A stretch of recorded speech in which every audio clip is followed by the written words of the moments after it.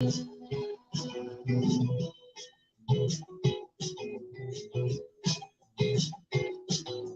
everybody, I'm just going to do a little pause playing our latest single, not a new single, our latest single. Oh, it's 5 in already. I could talk. I thought there might be a while before anyone comes in, but there you are. Hello everyone.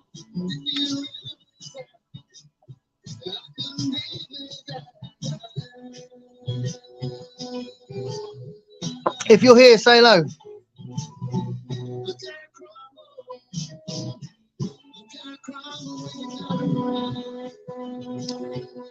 Hey, hi Nathan. This is Bemis. You can't stumble when you're not around. Alexa, stop. By the way, if you do have an Alexa and you want to listen to Bemis, you can't say Bemis because it never comes up. It probably sounds too much like penis. So you have to say BEMIS and then it comes up. So little hint for you if you want to play it on. Answer from an Alexa Answers contributor that I translated. Alexa, stop. Who invited her into it? So anyway, so I was going to talk about, I've got this new light, which hopefully has made a much more of a lovely feel to the video. I don't know. But I've got loads I was going to talk about. So I've got some things that I want to read. I've got some things I have read, including the Garb August 1.5. And I'm going to talk about the 25 book challenge. And hopefully it's not going to annoy anyone. What I'm going to say, because I failed. Well, I'm going to fail tomorrow. But I was going to talk about why I did it. I was going to talk about why I did it. I was going to talk about. I'm going to put up some thingies. How do I do this? I've forgotten how to do it. That do it? Yeah, that does it. Hi, Mark. Hi, William. Hi, Sean. Thanks for popping in. So yeah, basically, I wanted to talk about all of these different things that have been going on lately with the 25 book challenge, with the Historathon. So I was going to give an update about that, with some things I'm planning to read, with the fairy tale thing, and the question about big books and little books, because that's tied in with the 25 book challenge. So I don't know what's going on outside. I live on the main road, and sometimes it does sound a bit hectic. It was really weird. Like earlier, this is quite late at night, and there was like a whole bunch of kids that were making a lot of noise, and it was like little kids. And I just thought, shouldn't they be indoors? But anyway, it's normally foxes I hear this time of night. So, let me think. What am I going to start with? I'll start with what I have been reading. So lately, I've been reading this, which is really good. People from My Neighborhood by Hiromi Kawakami. I don't know if you know him. Sorry, it's a her. I don't know if you know her. But she's a Japanese author who is famous for Strange Weather in Tokyo. And I've got another book of hers as well. But I read Strange Weather in Tokyo. I thought it was really good.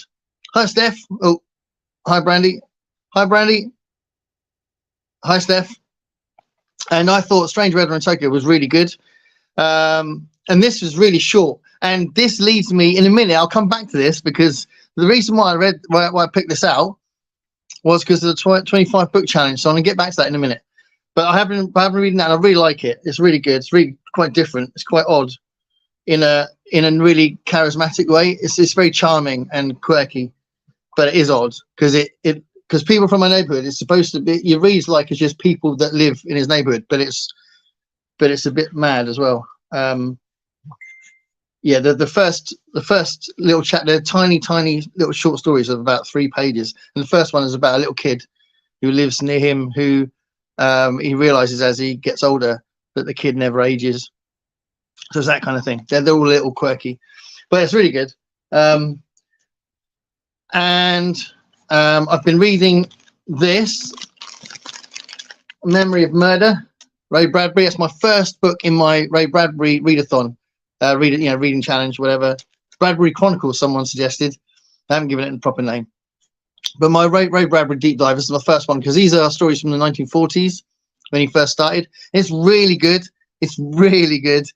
And I tell you what, A Small Assassin's in this, and that's been reprinted in loads of different anthologies. It is a phenomenal story. If you get a chance to read Small Assassin, if you haven't read many Ray Bradbury stories, or you've not read Small Assassin, definitely read that. It's really eerie and clever and quite unique, I think.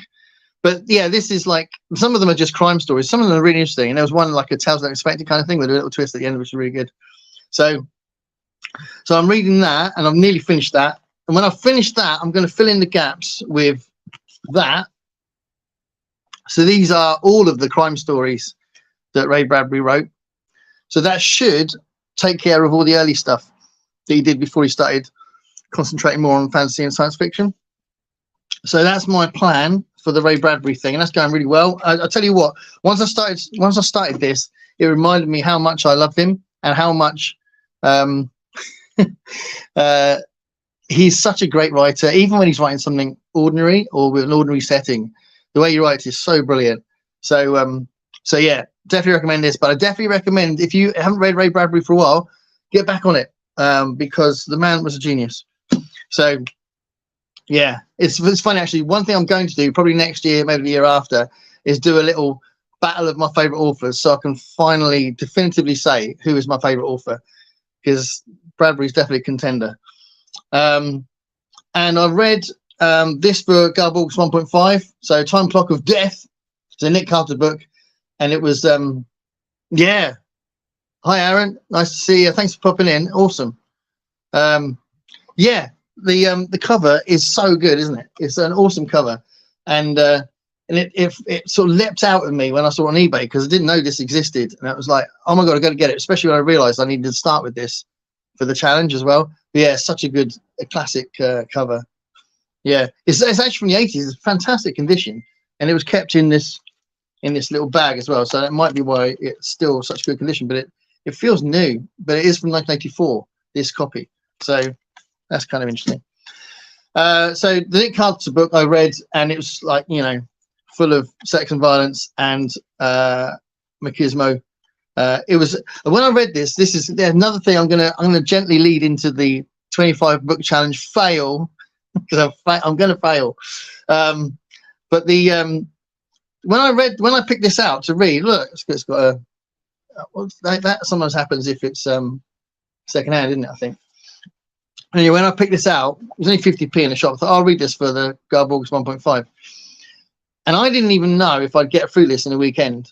And it's really small, but my life gets so hectic, sometimes I can't even think I'm going to get through a book this size in a weekend. I did. I read it in a space of about 6 or 8 hours, so it's fine.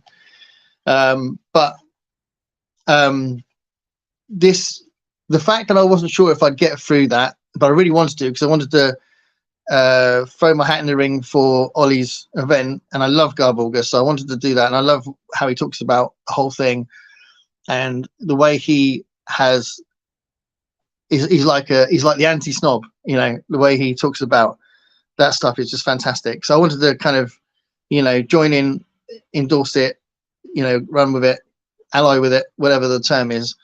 So I'm glad I found it. But even when I found it, I thought, well, I'll give it a go. But who knows? And I was in the middle of reading this, which I don't know if you've seen my video of this, but I was all over the place with it. I was so impressed with it. I don't know where to, there we go.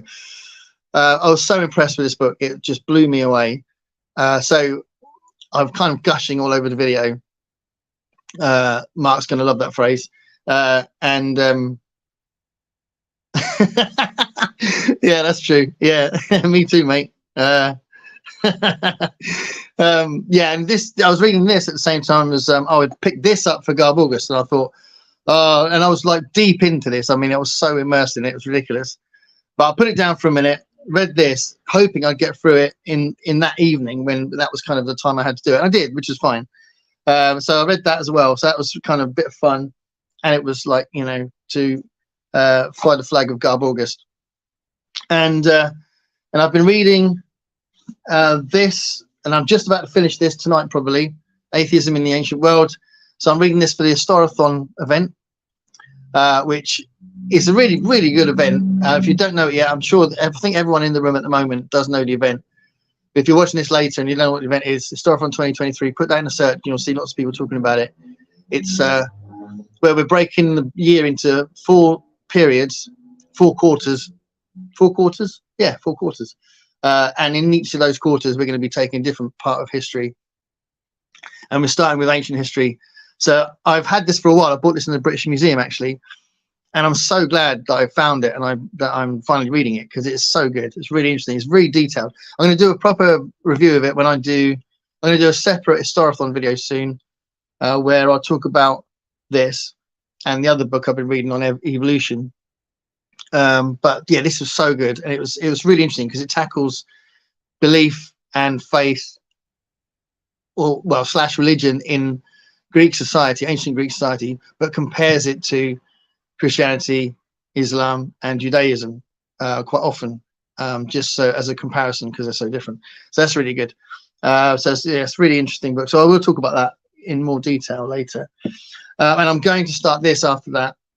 So that's the famous Mary Beard History of Ancient Rome, which when the event came up, it was really cool because I just randomly found this for about £1, I think.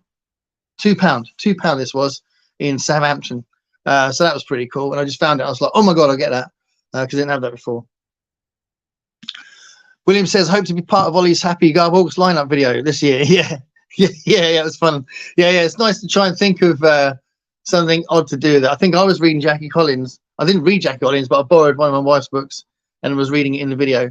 But you could have a laugh. I mean, you could go as far as MJ went and do it from a bin, dressed all glamorously. That was quite funny. Wouldn't it be good if everybody copied MJ's one and they all dressed in a glamorous dress and makeup and did it from their bin? I think that would be good. We could outshine her with our glamour. This, by the way, is one of my Alice in Wonderland mugs. So it says, where is it? People who don't think shouldn't talk. So this was from the Alice in Wonderland shop in Oxford. Big up to Alice in Wonderland. So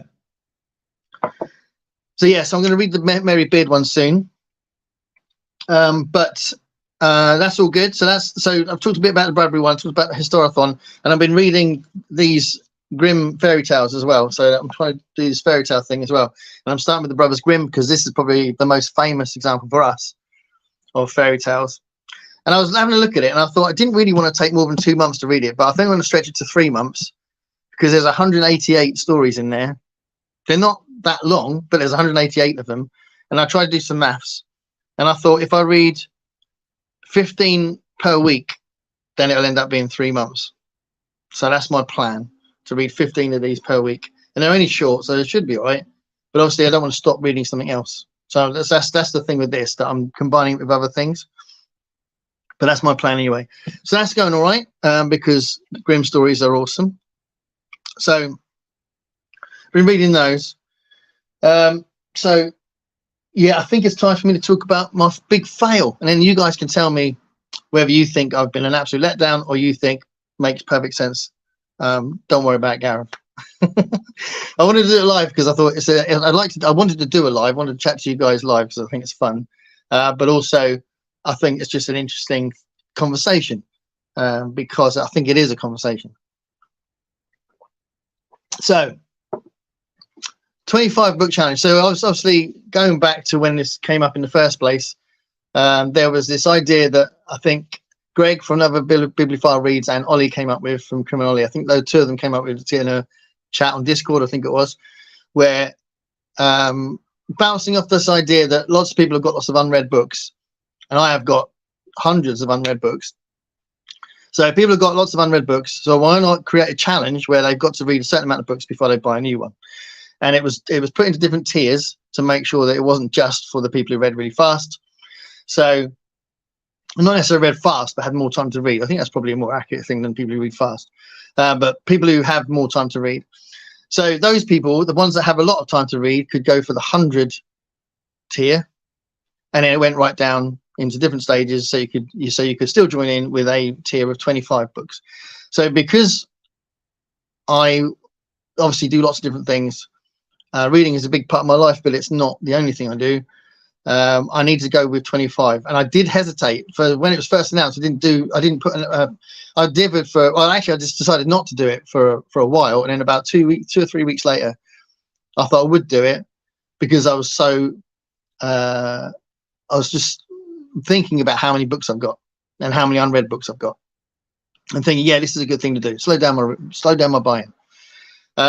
So part of the reason why I wasn't going to do it was because when I did my own 30 book challenge back in the summer, and that was literally because I was trying to get rid of books, and I just felt like I had so many books. I've got so many books.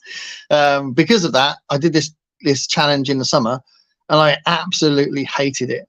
I hated it. I found it really stressful, and I was so driven to try and get to the end of it, because I just didn't like the fact I couldn't even go down the road and buy a small paperback for 50p.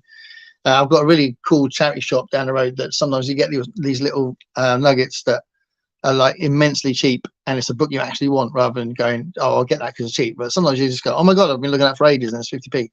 So, you know, I didn't really want to spend the summer never going down the road to that shop for a start, let alone day outs and stuff. So I did this challenge, and I tried to do it as quickly as I could back in the summer, and I did 30 books much faster than I'd ever read 30 books. And some of them are poetry books, some of them are graphic novels, so that speeded it up a little bit. But I got obsessed, and I was literally stressing about reading. So I was trying to find, not just finding my normal times of reading and trying to put time aside for reading, which I normally do, but it was like, if I wasn't reading, I was stressed about the fact I wasn't reading. It was just horrible. So that's why I wasn't going to do the 25 book challenge. Yeah. So Brandy's just saying she knows what I'm saying. Yeah. So obviously we enjoy buying books. There is an important other side to this, which I'll get to in a minute. So I felt that was really stressful with that 30 book challenge, but I did it, and I stuck to it, and I was faithful to it. But I did get through it quicker because I chose graphic novels and poetry books as well. So I wasn't going to do this challenge this time, even though I was loving people talking about it and getting excited about it and what they were saying. I love the idea of the 4 tiers. I thought 25 books is possible, but for me, 25 books is about 4 months. That's 4 months of not buying something. So I think Ollie can probably get through 100 books in 4 months. Definitely, Greg definitely can. He's just done a video where he's on number 73, books number 73. Well,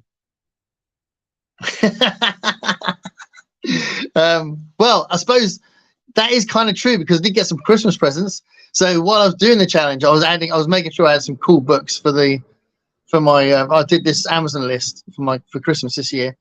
But I did but to be fair, a lot of them were the fairy tale and the Ray Bradbury stuff, which actually was my get out clause. I could have got that stuff separately, but I was so keen to get those challenges started. So I had 3 Ray Bradbury books for Christmas that were like later Bradbury stuff, so 80s stuff. So I won't get to them for a while, but that was really cool. So I've got a really good collection of Bradbury stuff to get through. Oh, hold on. Hiya. I've been watching a lot of your videos lately. I need to comment more, but your video has been awesome. I think you just did a video about join me on a disturbing books challenge, which is really cool. So yeah, lots of challenges out there, but you know, your channel is awesome. So thanks for coming in. Yeah. Read what you bookmark. Yeah, that's a good idea. Yeah.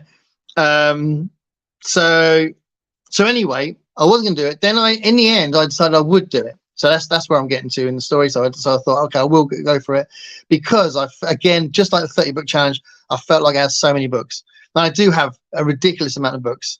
I don't think my wife's going to watch this. So I'm going to say that when I counted it recently, I had 1,800 books, which is ridiculous. It's insane. So most of them are up in the loft, and there's a lot of unread ones. And Yeah,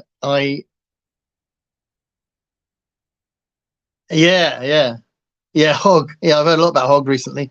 Ollie did a review, and I saw a few other reviews about it as well, because it kind of intrigued me. So are you reading Hog for it then, or have you already read Hog? Hi, Luna. Have you already read Hog? I'm kind of going between the comments and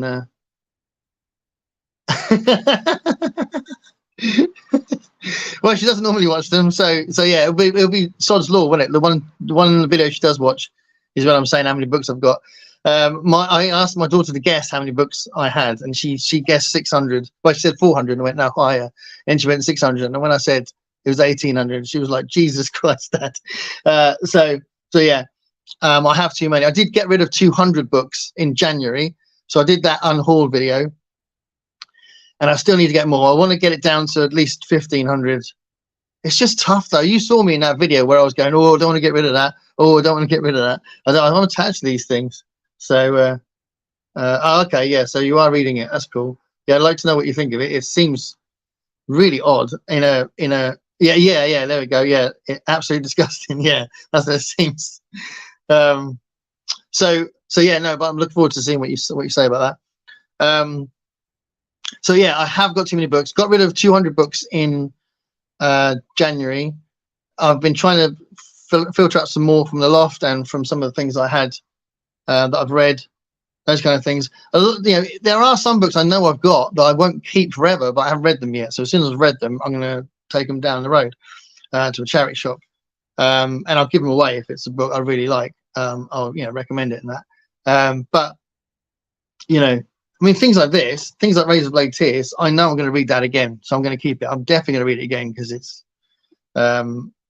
was just ridiculous. Honestly, I would recommend this to anybody. If anybody wants to read a good story with fantastic characters and that really moves you, but also touches on some really important political themes, it's just a masterpiece. I think absolutely blew me away. Yeah. Yeah, I'd rather hear about Hog than read it myself, really. So anyway, yeah, I did decide to do it. So I've been doing the 25 book challenge, and basically, we've got to a point where I don't think it's going to survive. I'm down. I've done 18 books in it.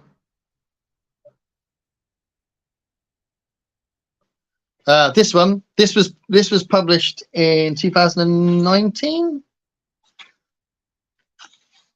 I think. No,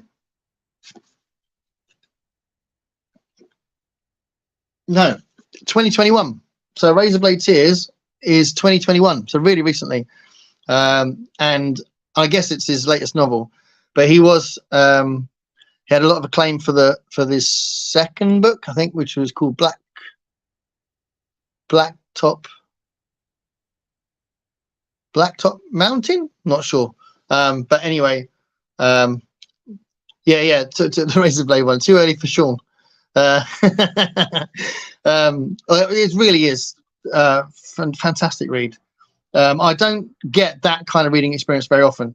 Usually when you're reading, certainly when I'm reading, most of the times I'm aware of the words I'm reading and translating into whatever kind of imagery that the book has given me. In that book, I absolutely lost that awareness, which I think is incredibly powerful. And I wasn't, and I once when I kind of put the book down for a minute, or I stopped, I looked away for a minute, or I was interrupted, I felt like I had been taken away from the words, which I think is quite,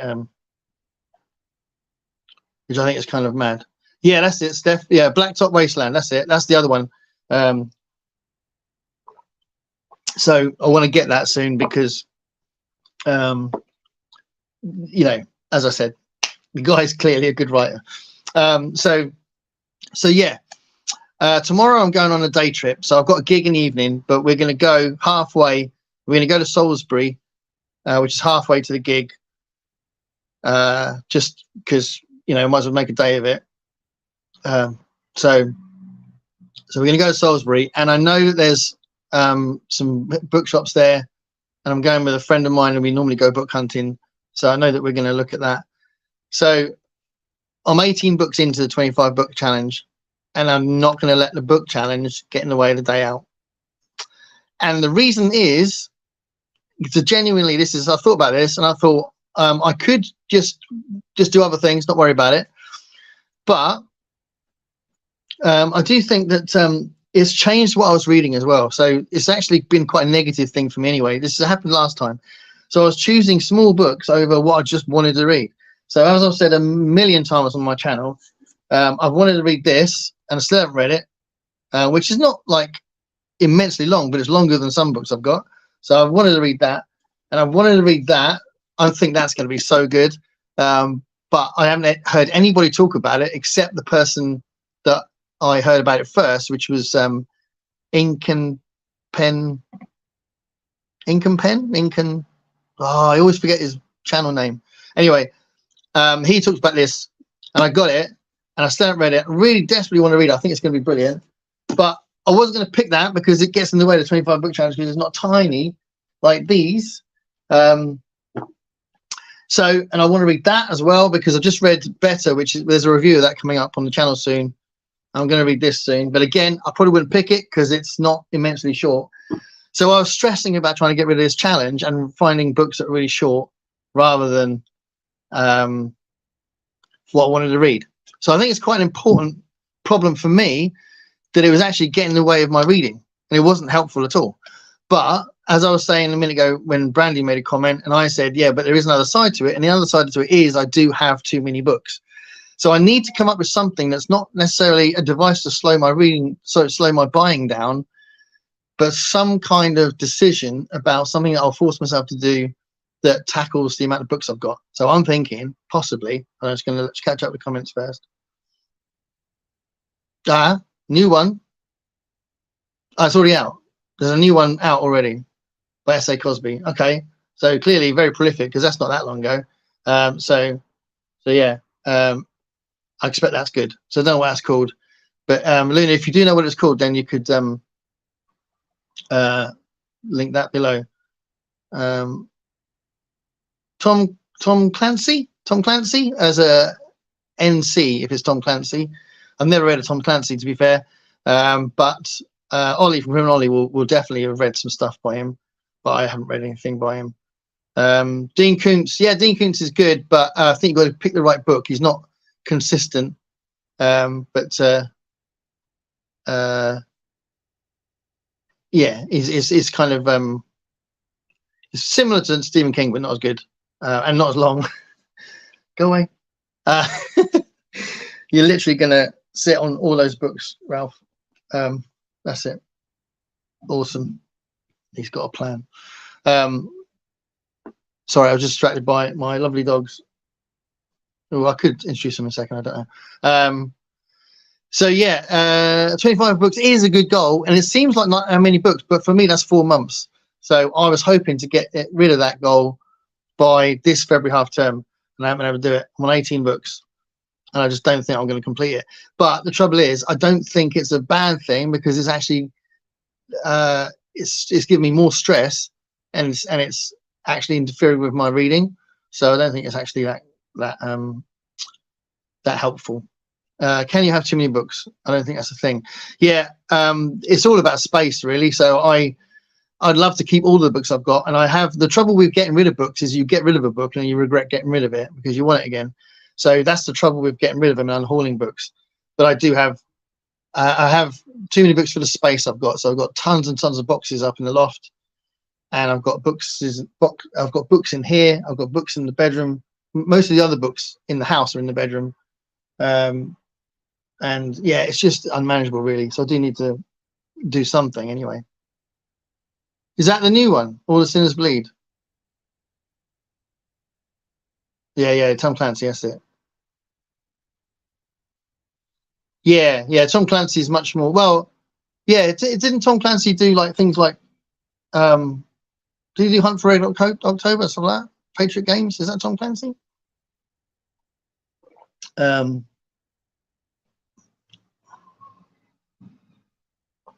Yeah, 25 is definitely manageable. I mean, the lowest one, the idea, I think they came up with that idea because they thought some people can't read like, 3 or 4 books a week. So You know, if I say if I read, so for example, when I get to this, even if I just read this, because it's, what is it? It's nearly, yeah, it's about 560, 570 pages. So it's nearly 600 pages. Because of that, that would take me about 3 weeks if I just read that. So I'm going to read as much as I can during February and March, so that I've read, that's my big sort of like ancient history bit for Historathon. And that would have meant I would have read 3 books for this period, which would be fine. But it's going to take me that long. So for some people, they can do that in a week. I can't do that in a week. I've got too much on. So there we go. Yeah. Films are very, very, very popular films that are based on his books, isn't there? Well, yeah, exactly. That's the thing. That's the problem. The reason why the reason why I went to do it in the first place was because this acknowledgement I've got too many books, right? So it wasn't about wanting to torture myself, and I thought it'd be fine. But once I'm getting to 7 books before the end, and I'm getting to a point where I'm going to have a day out tomorrow, I'm not going to torture myself, and I am going to think, sod it, I can't do it. I can't do this challenge. So, and I'm fine with it. But I thought it'd be interesting to tell you about that, because you can tell me what you think. I'd love to. I'd love to have more bookshelves and more bookcases. But you know, it's always a compromise with your partner. Oh,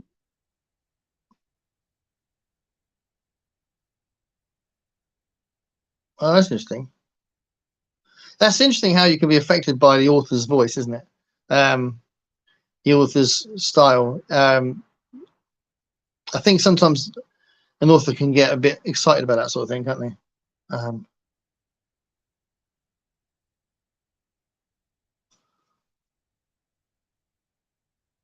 3,000. You've got 3,000 books. 3,000 books. That's a lot of books. That's amazing. You must have an amazing library. So I mean, I thought I had a problem, but it depends how much space. If you've got, say, if I had a downstairs like basement, and I just put them in there, that'd be awesome. Or if I had a garage, put them all in a garage. If I didn't drive, you know, if we didn't have a car, you know,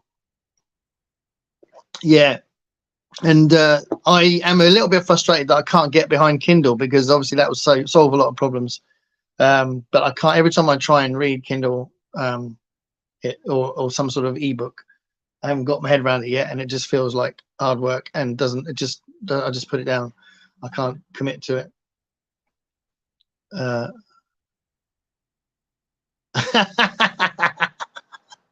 like that. It depends what the books are, I suppose, doesn't it? But you know, you'll have lots of golden age stuff there, won't you? So that always looks smart. Wow, that's awesome. 3,000 books is a lot of books. So tomorrow I'm going to feel free to get whatever I feel like I need to get. That's awesome. Well, you live on your own. If I lived on my own, there'd be more books around. But you know, it's nice to compromise as well, to make sure that everybody's happy. In which we are largely to some extent. There's Rosie. She never comes down. Rosie, and she's going out again. I have a cat that I barely see very often. She's got a good relationship with dogs. The dogs have completely ignored her. She's ignored the dogs. There's no animosity, but she just wandered down, sniffed the telly, and then went. So I don't know what that's about. So yeah, tomorrow I know I'm going to get something, and there will be a book haul soon, because I'm sure in a couple of weeks I'll have a bunch of stuff that I can say, oh, I've got this, and then see what people think. But one of the things I was going to say, hold on, let's catch up with this before I move on to something else. Yeah, good idea. Yeah, that's a good reason to give someone. Yeah, it's all about that. Oh, they definitely aren't mollycoddles. they would have loved to be here, but trouble is there's not a lot of room on here, so I had to ask them not to sit on here for a minute. The dogs love it here. Rosie, the cat, doesn't really care. She's upstairs all the time. Wow, just had 7 puppies. That is amazing. I tell you what. So the dogs I've got at the moment is Ralph and Chico, who you might have seen on the channel before. I'm not sure, but their mum. We had their mum, and she had 5 puppies. And I don't know if you saw the 7 puppies being born, but the 5 puppies when she gave birth to the 5 puppies, Jodie this was, and she gave birth to the 5 puppies. It was amazing. It went through the whole night. So she started giving birth about 1 o'clock in the morning. Went right through to the morning, and it was just amazing seeing it. And I don't know, it was just so, it was beautiful, it was impressive, it was completely like she just did her thing. We gave her the room she needed, and anything. Well, actually, we didn't just give her whatever she needed, but Chico was actually breech, so my wife did help Chico out a little bit. So that's kind of mad, which is why whatever we were going to keep one of them, whatever one we kept, Ali, my wife, said we had to keep Chico. So because I wasn't fussed about keeping Chico, we were choosing between 2 others. I mean, I love Chico. So Chico, yeah, I'm talking about you. I do love him, but he wasn't my first choice. It was either Ralph or the female of the litter, who we nicknamed Teddy. So it might have been her, but anyway, we went with Ralph, who looks like a Muppet. He literally looks like Sprocket. Oh wow, thank you so much, Joy. That's awesome. Thank you. Yeah. Oh, and by the way, I'll look up your channel as well. Thank you. Yeah. I mean, the first, the first. I don't know. Well, until they went, it was just madness, absolute chaos, and they literally take over for a while because you've got to make sure they're okay. So yeah, it does. It's quite. You got a bit of a job there. It was 7 puppies as well. Amazing. But it's such an amazing experience. So yeah. Are you going to keep any of them, or are you just going to sell them, or?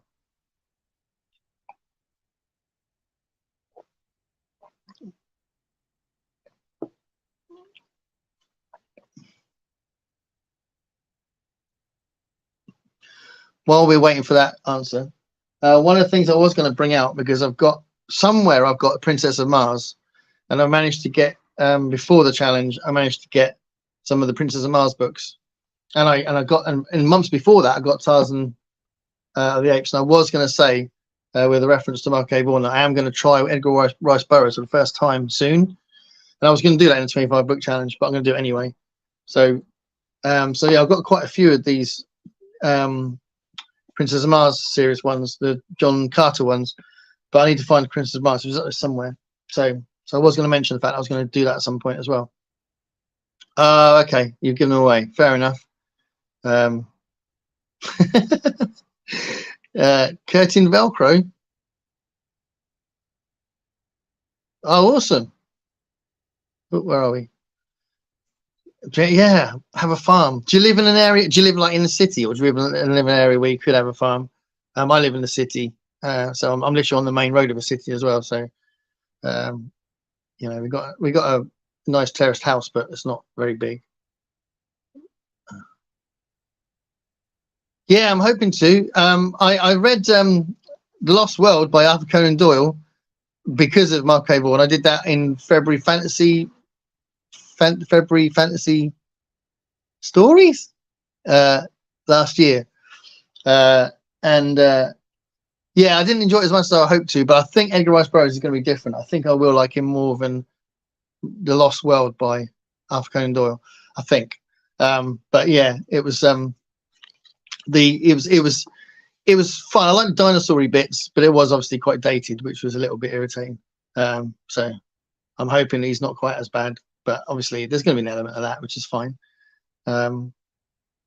Austin. Okay, Austin's got some big rural areas as well, hasn't it? I think.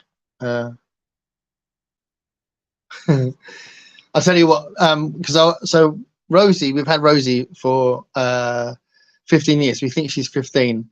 And the previous cat we had was Banjo, and he was such a softie. And I tell you what, Banjo never got his claws out, and she gets her claws out all the time. Even if she's just walking around, she'll get her claws out. It's weird. Don't know if you've found that, Luna. Okay. Yeah. Yeah, and I thought I'd love it as well, and I like bits of it, but I didn't get completely connected to it. It didn't immerse me, you know, like I've been saying about Razor Blade Tears. But you know, it's not that I should give up on that period. I mean, I am slightly later, I think, but I really like H.G. Wells. Although H.G. Wells has I know I'm trying to think of what it is, but I think he has dabbled a bit in old-fashioned language occasionally. But I love the way he writes. I do like H.G. Wells a lot.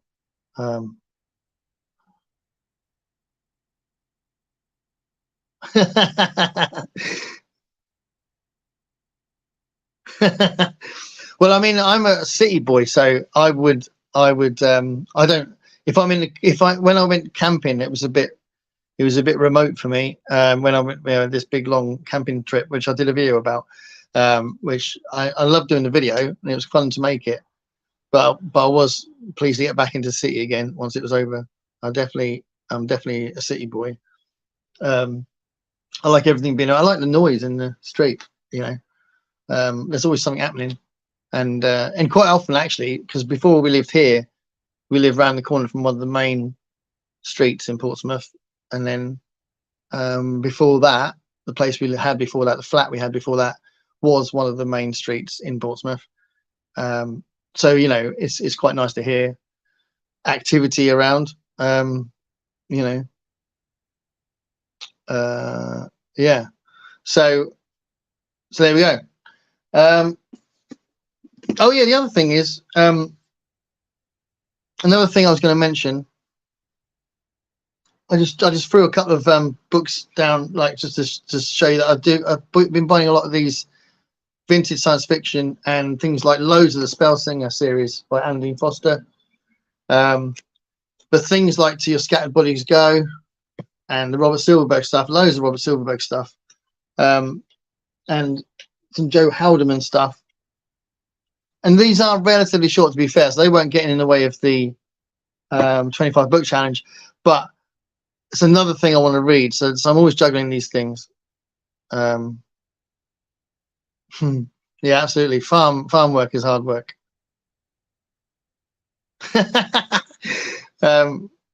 Okay, so you don't like anything. So there we go. So you're a quintessential science fiction fan because you like space. You want to be in the middle of nowhere amongst the stars. Did you even play the song Stars? No. Okay. Amazing. I must have said something that sounded a little bit like Alexa. Well, all right. Whoa. I've gone too far ahead. There's a bunch of. Oh no, they're not. Hold on. I've gone back. Oh no. There it is. Yeah. Well. Yeah. I mean, I haven't read him on YouTube. Actually, it's one of the books I haven't read. I've read about 5 of his books, and I do think he's brilliant. So I'm sure Modern Utopia is really good. Mark will be able to tell you what he thinks of that. Mark, tell him what you think of Modern Utopia, if you like. Vintage books are fun. Yeah. Well, it's this. They're not, because they're vintage in the sense of pre-1980s, but they're not golden age. A lot of them are sort of 70s, 80s sort of period, 60s, 70s, 80s. So they're not like ancient. Yeah.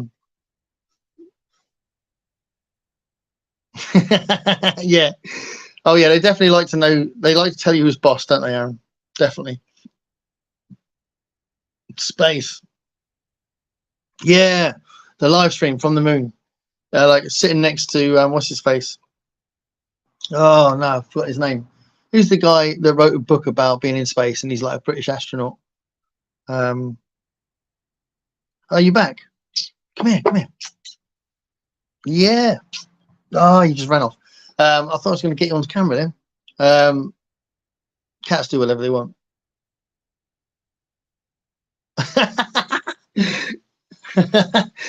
Awesome. I'm going to watch that. I can't wait to see that. I do think book hauls are great videos.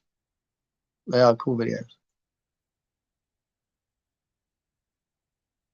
Well, I do try and a lot of what I get, they're well cheap. So I'd say most of the time I'll get something secondhand for like £2. And if it's something I really want, because I haven't got blind sight yet for the book club that we're in. And if I did, that would be like 15 quid. It's the only time it's the cheapest I can see it. So I still haven't got that, but that's quite expensive for me because I normally spend about £3 on a book.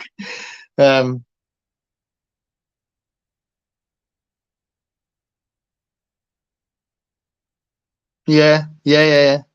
If you can read Kindle, go for it. Definitely. Yeah. Well, there's so many books out there now, isn't there? So that's one of the great things about the secondhand market, isn't it? That they're not dated in the sense of they're useless. You know, they're only dated in their content sometimes. Wow, that's amazing. I need to get Juan's book. Actually, I haven't got that yet. Yeah, that's crazy. Tim Peake. Is it Tim Peake? Yeah, Tim Peake is a famous astronaut, but I think it was another one. Is it Mark? No, Chadwick. Someone Chadwick? It's not Mark Chadwick because he's the lead singer of the Levellers. Is it somebody Chadwick? Don't know. But yeah, Tim Peake is. We can go with that anyway, can't we? Because Tim Peake is right. Yeah, you're right. He is an astronaut. Oh, you don't have a channel. Yeah, start one. Start with your big book haul. Yeah. $4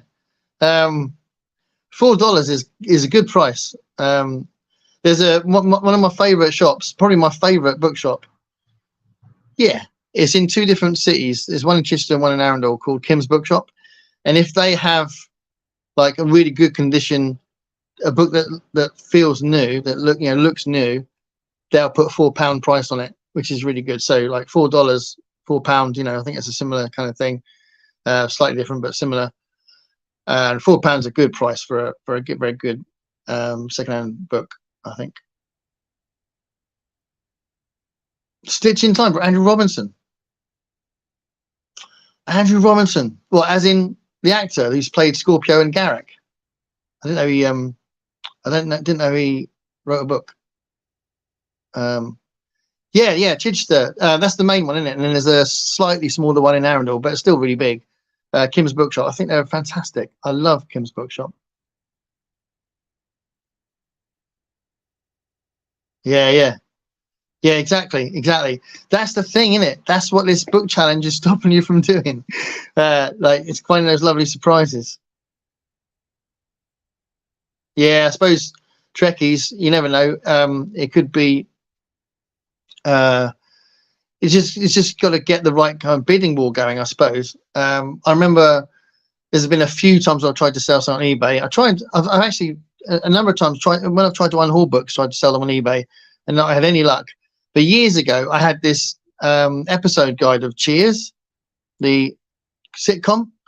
It's one of my favorite sitcoms. I love Cheers so much. But I had this episode guide, and I thought I don't really need it anymore. I'm gonna try and sell it on eBay.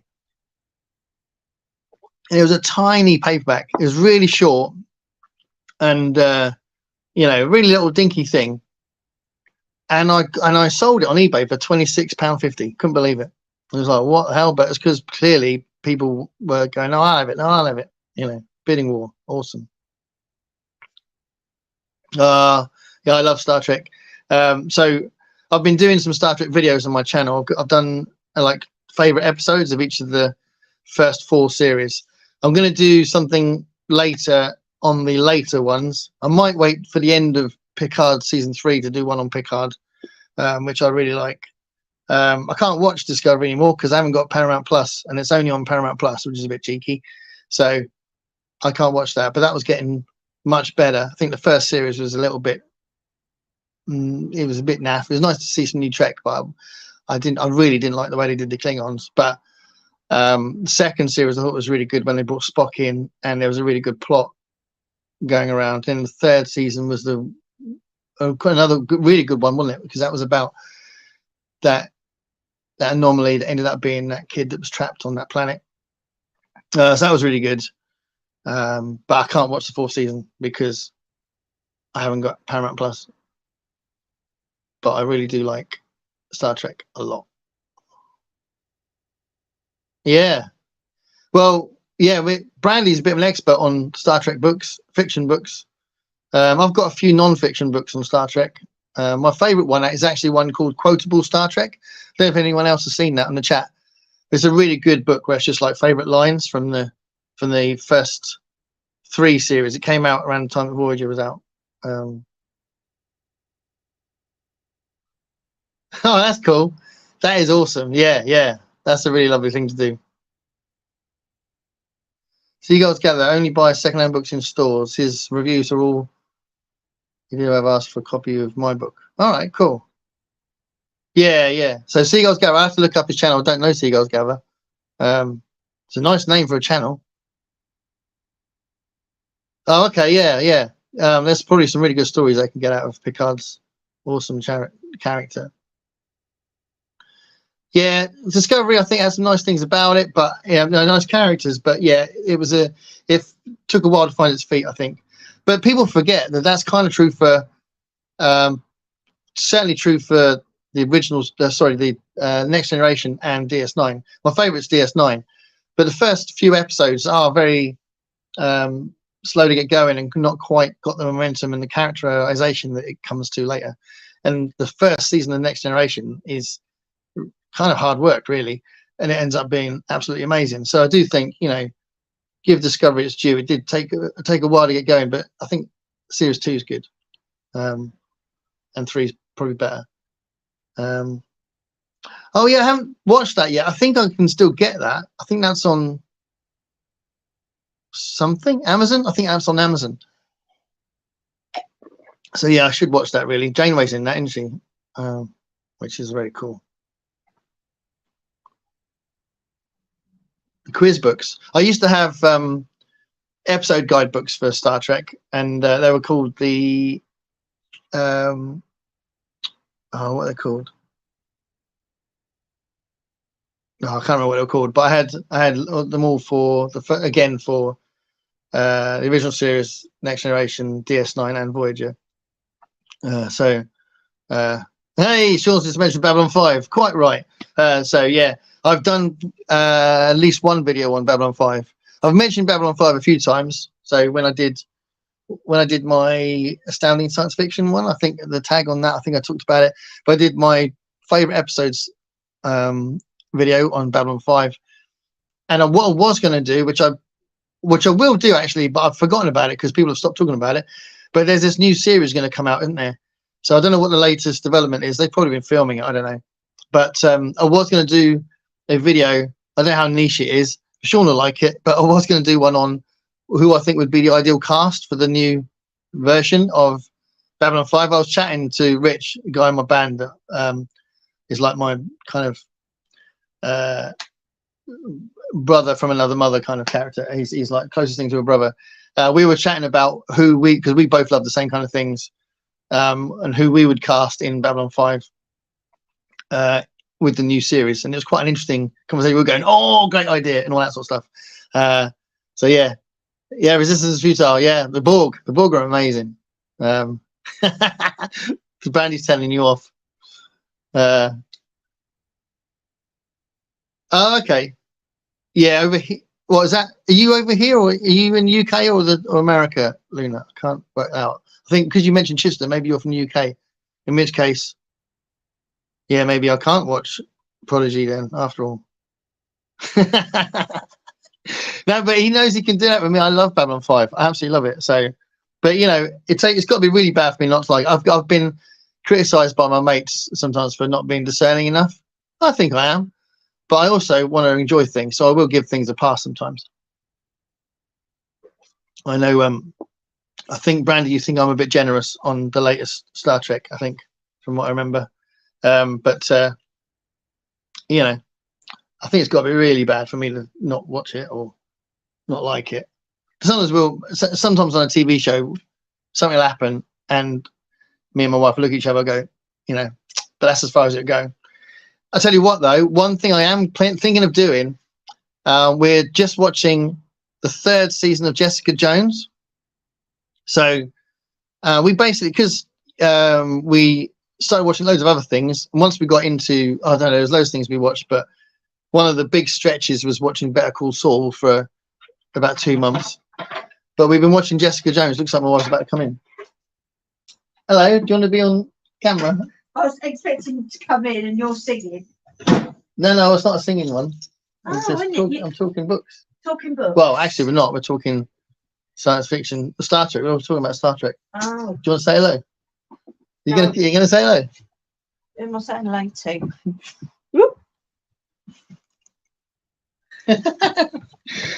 I did not expect Ali to do that.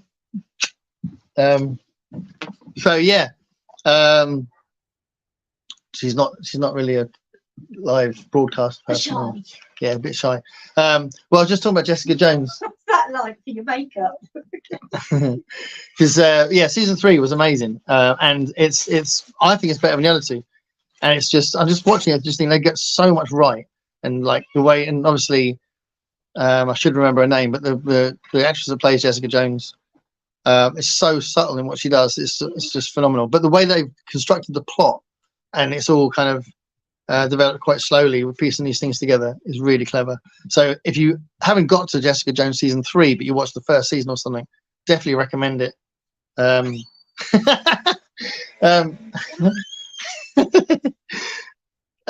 Ali, Michael K. Vaughan just said nobody kisses him on his videos. Oh, where's he live? I've got He lives in LA. Oh yeah, I definitely will. Okay, look, you're gonna get a visit from my wife. Yeah, well, that's what I'm saying. That you clearly think I'm a bit too generous on that stuff. No, it's all right, thanks. No, he's not said anything yet. So yeah, Mike, my wife's on her way apparently.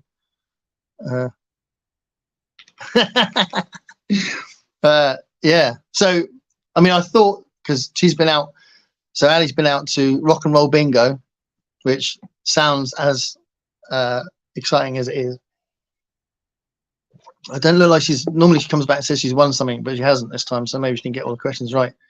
But I knew she'd come in the middle of this, or I had a good idea she would. So yeah, that's quite funny. That's cool though. You've had your daughter say hi. That's really good. I'm going to bring that one back because I think it's funny. Because you're fiercely against Discovery, and I think it's got some good things going for it. I think it was a mistake to center so much on oh my god, that's been so long seen it.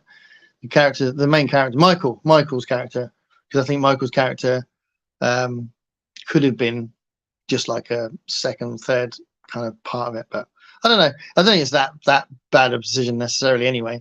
I just think that it was a bit of a mess the first season. It just got so much better later on. Hey, hi Crystal.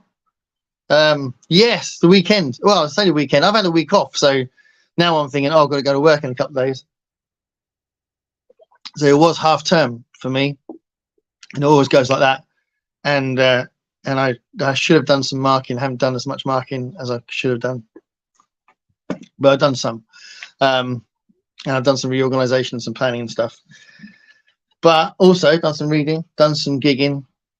I had a couple of days out, which was nice, and I got a day out tomorrow. Got a gig tomorrow.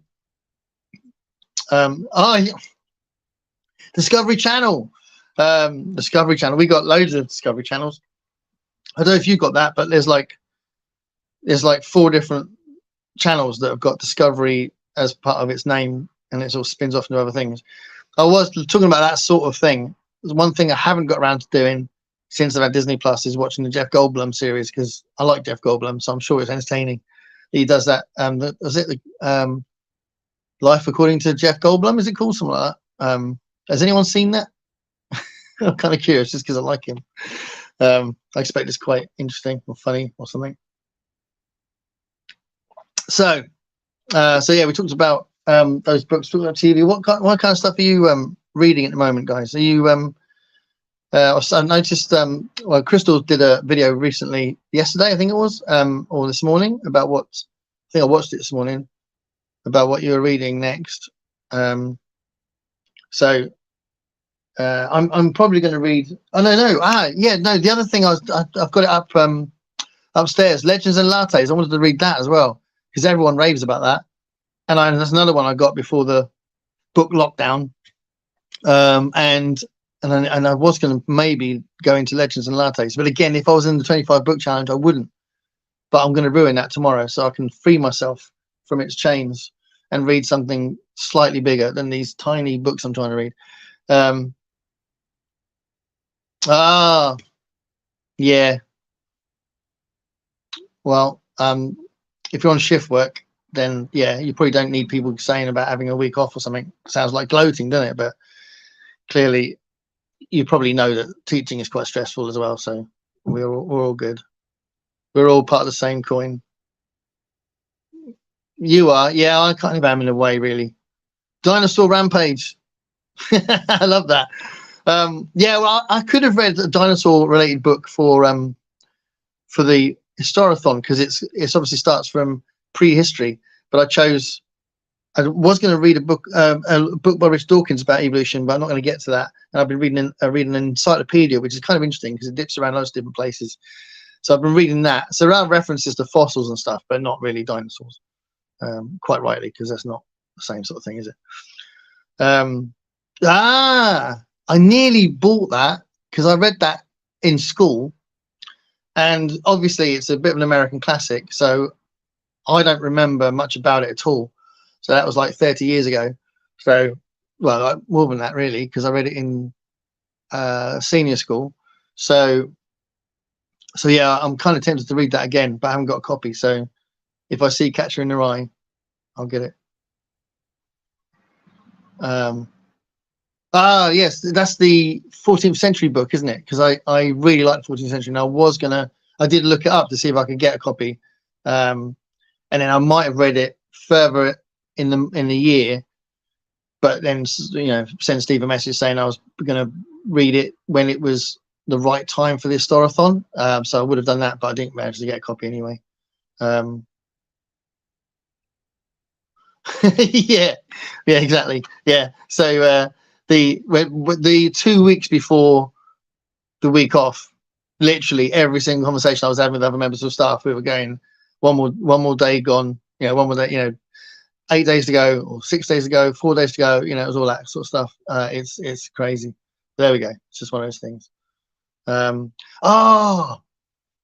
Luna, the first Mistborn book, I read that in February last year. Again, that was part of the fantasy February stories, that challenge, and it's so good. I absolutely loved it. Really loved it. It was and I was watching a video earlier with Brandon Sanderson because Murphy Napier was interviewing him, and he was going through he was like tier ranking his books, and it was kind of interesting what he was saying about some of the books he had to rewrite to death, and some of the books he had to really work hard on the continuity because you get the continuity wrong and it's all like really crap. So he was just saying that those bits of it were made those books harder work. And the first Mistborn book, which I think is his first book, first fully published book, he found that easiest because there was nothing to go back from, and he was just and it was just flying out of him. So that's really interesting. You're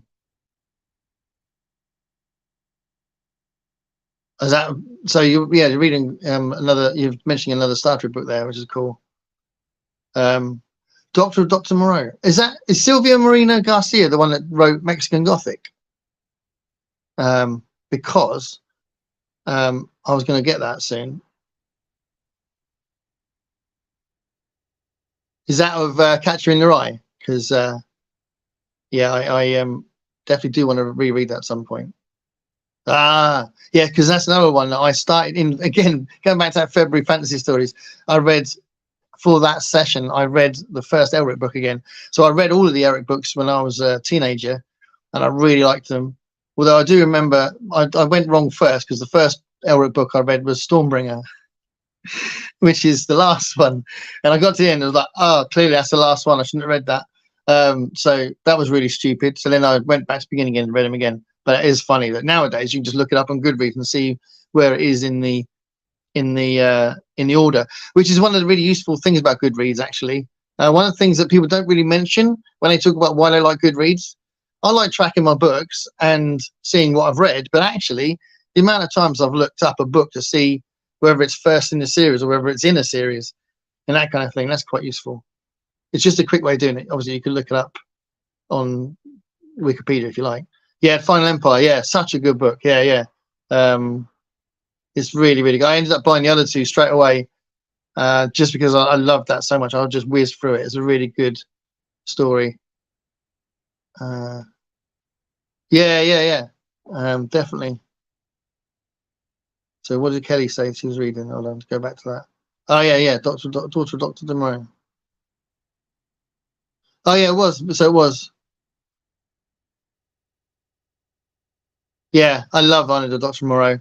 So again, H.G. Wells. We mentioned H.G. Wells earlier, and I think Honor of Dr. Moreau is my favourite H.G. Wells book so far. But yeah, I've read about 4 of his books, and that's my favourite so far. Okay, so you didn't like Mexican Gothic, but loads of people did love it. Yeah, like Michael K. Ford's just saying he loved it. Yeah, so that is definitely on my to get list. So who knows? Maybe when I do this book haul, I don't know if you've been here all the time, Mike. But I'm just reading your name, and it doesn't say Mike. But I've been talking about the fact that I'm pretty sure I'm gonna finish the 25 book challenge tomorrow because I'm on a date. I've got this day out, and I know we're gonna go into the bookshops, and I'm 18 books into the challenge. And it's just been really stressful, so I'm going to enjoy myself tomorrow. So yeah, you know,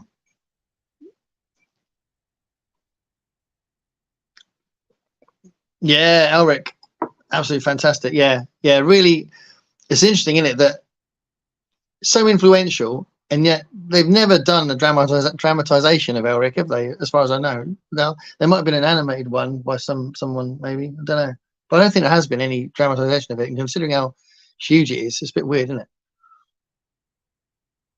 But I've always said, since discovering it as a kid in school, especially nowadays with all the things they could do with the special effects and that, I would love to see a proper, accurate but really vivid, dramatic version of Rime of the Ancient Mariner on film. How cool would that be for a film version of Rime of the Ancient Mariner? I think that'd be well good. So I've always thought that'd be really good to see. Yeah, right. So Daughter of Moreau is a homage. That's cool. Oh, okay. There's lots. In some ways, it's such an influence, and there's lots of other books that I kind of like retailers because I know some people have said that Terry Gilliam's film Brazil was like his retelling of 1984, which is a little bit of a dismissal of the ideas he had in the film, but it is obviously massively influenced by it. Because Brazil has lots of elements of it that are similar.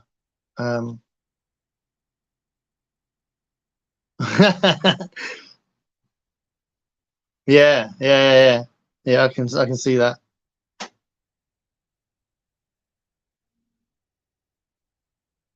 Yeah.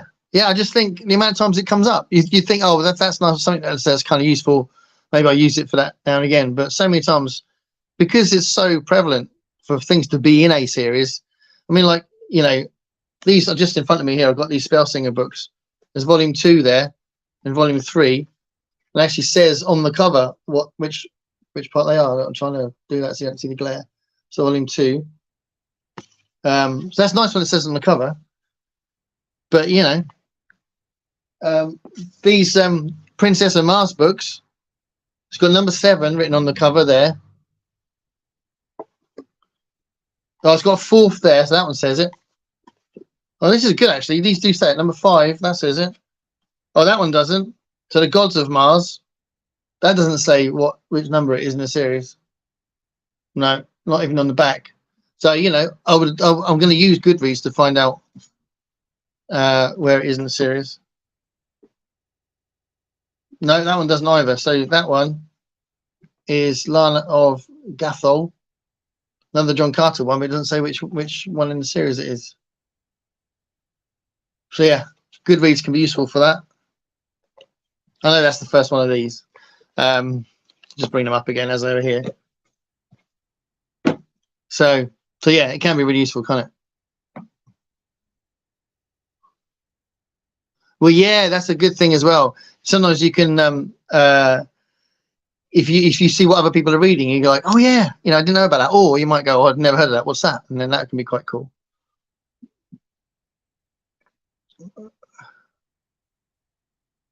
Oh yeah, that's a big book. Yeah.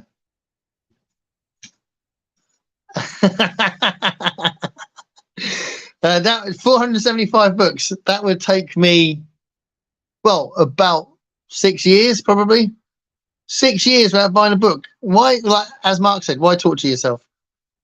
Hi, Mike. There's another mic. It's 2 mics. And there's a mic over there as well that I'm not using. Awesome. It's the classic mic joke, Ralph.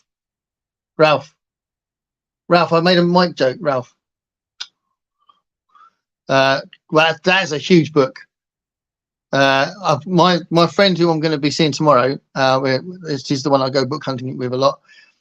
She's in the middle of that, and she says it's huge. She says it feels huge when you're reading it, but she says it's really fascinating, and lots of the plot threads are coming together where she is in the book, which is quite cool. Yeah, I bought a load of Andy Foster stuff. When last time I did a big trip to a second-hand place, it's really interesting. It's good. Yeah, he's an interesting guy, I think. Right, Gods of Mars is book 2. Right, I'll try and put them in an order. So I've got 6. There's one that I'm missing. If I've got book 7, clearly. How many did he do? Yeah, Gods of Mars number 2. There you go. Yeah, so Brandy's saying the same thing. But Gods of Mars. What about Lana of Gathol? Is that number 4, 5, 4, 7, 5? Is that number 3? Is that number 3? I'm guessing that's number 3. If I'm right, I get 20 points. That must be number 3. So Gods of Mars is 2, 2, 3. Oh, it could be number 6. Oh, it could be number 6. I'll find out in a minute. But yeah, I'm hoping I like the the John Carpenter books. I'm not right. So it was number 6, was it? Damn, I've lost 20 points. And when David Wiley talked about Joe Haldeman, I wanted to say, David, I've got a bunch of Joe Haldeman books that I just bought. I'm going to read some of that stuff. But, you know, you can't just stop time, can you? And I was in the middle of reading that other stuff. And there's things like that. Space Viking by H. Beam Piper. So I read Little Fuzzy recently. I really liked Little Fuzzy. I thought it was really, really good. And I read that because I'd read the remake by John Scalzi, which is really odd, isn't it? But John Scalzi decided to remake a book. Who does that? John Scalzi. So he remade Little Fuzzy, and it's a really good book. Fuzzy Nation is really good, but I kind of read that first. I'm going to think that. I'm going to read that again to see what the differences are, hopefully before I forget the contents of Fuzzy Nation. But I really liked it, and I thought this might be good as well. But obviously classic kind of pulpy action stuff. Yeah. Have you read it? Because I imagine it's a bit of fun. I can't imagine it's that serious. After a titanic war that destroyed the galaxy's old federation, every surviving world was on its own and at the mercy of the space Vikings. Yeah, it's probably a bit of fun. You know, what people who want to separate science fiction into different camps would call sci-fi. But I'd say it's legitimate stuff. So yeah, that's what I brought down to show you that I've been reading. So I've talked about the history books, but in I don't know how long, about a week's time, 2 weeks time, I'm going to do a video which is going to be another kind of what I've read and what I'm going to read with the Storathon, which includes some of the books I've got out of the library recently, which are really good. A couple of books on Richard II. So I find Richard II fascinating. And okay, you're reading that in August. Okay, cool. So there's some books on. There's also a book, a really interesting book I found in the library I'm going to read in the middle of the year, which is called 1483, the year China discovered the world. So that looks good. So I'm going to go through some of those books in a video soon around this Storathon. And I talked about Garb August, Nick Carter. And obviously, I'm really, really loving the Ray Bradbury thing. And I'm looking forward to going from that to that very soon. I'd put this on the list for Christmas, and I didn't get this, but I got 3 other Bradbury books for Christmas. But this is the complete crime story, so that'll be really cool. And then once I've done that, then I'll go into I'll read the October Country, because that's got a lot of stories that were in Dark Carnival, which was his first publication in that kind of field.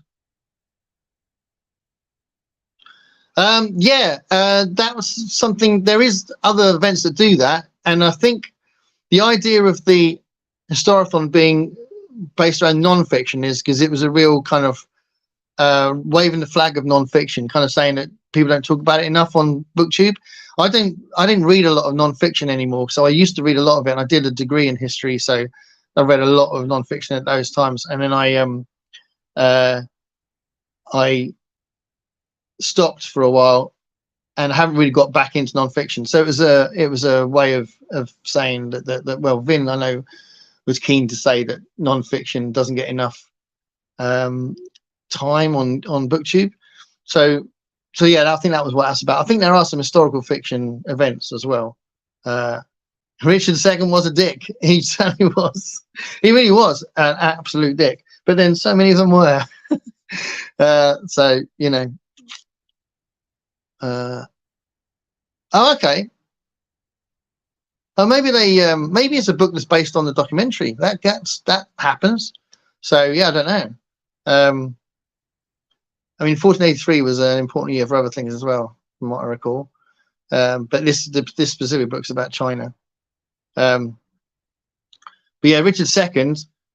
So one of my favourite events in history is the Peasants' Revolt, and Richard II made them believe they were getting somewhere, and then he shafted them at the last minute, didn't he?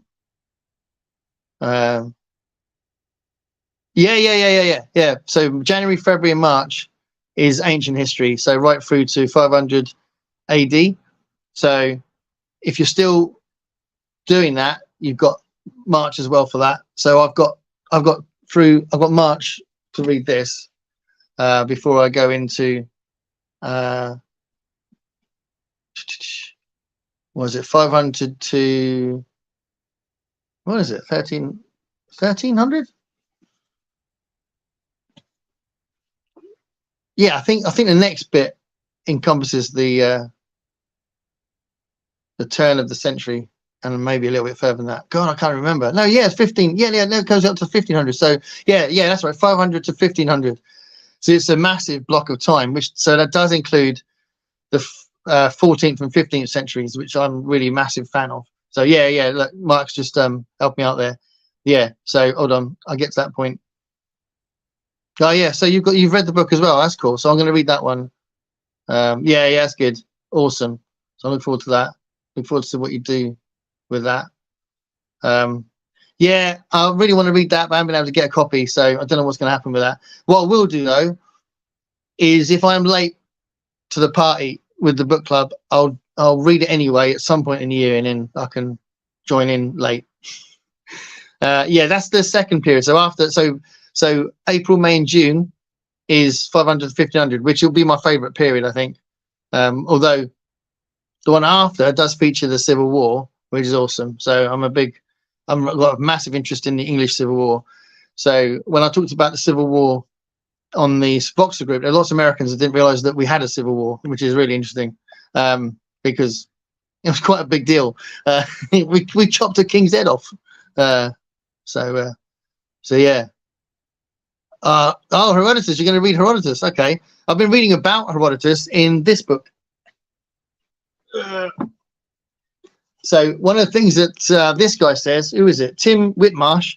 One of the things that Tim Whitmarsh says is that Herodotus was massively biased and really kind of Greek centric, which is really interesting, sort of Athens centric. And it just goes to, you know, it just adds to the constant thing about historiography that historians have a bias, or whatever you look at it, however you look at it, there's always a bias. So if you're reading something that you know is biased, then it doesn't necessarily mean you're reading the wrong thing, as long as you know what the bias is. You know, and some historians will have your bias, and you can trust them, and some won't, and that's just one of those things. Yeah, Mike knows what he's talking about. If you're watching this and you don't know who this guy is, Fit to Be Read, you've got to check out his channel. It's one of the best channels out there. Absolutely unbelievable stuff that he puts up, and the work he puts into the reviews are just amazing, and how eloquent he is, and how he picks the right books to say the right things about. It's awesome. Ancient Apocalypse. Not sure what that's referring to. Ancient Apocalypse. Don't know.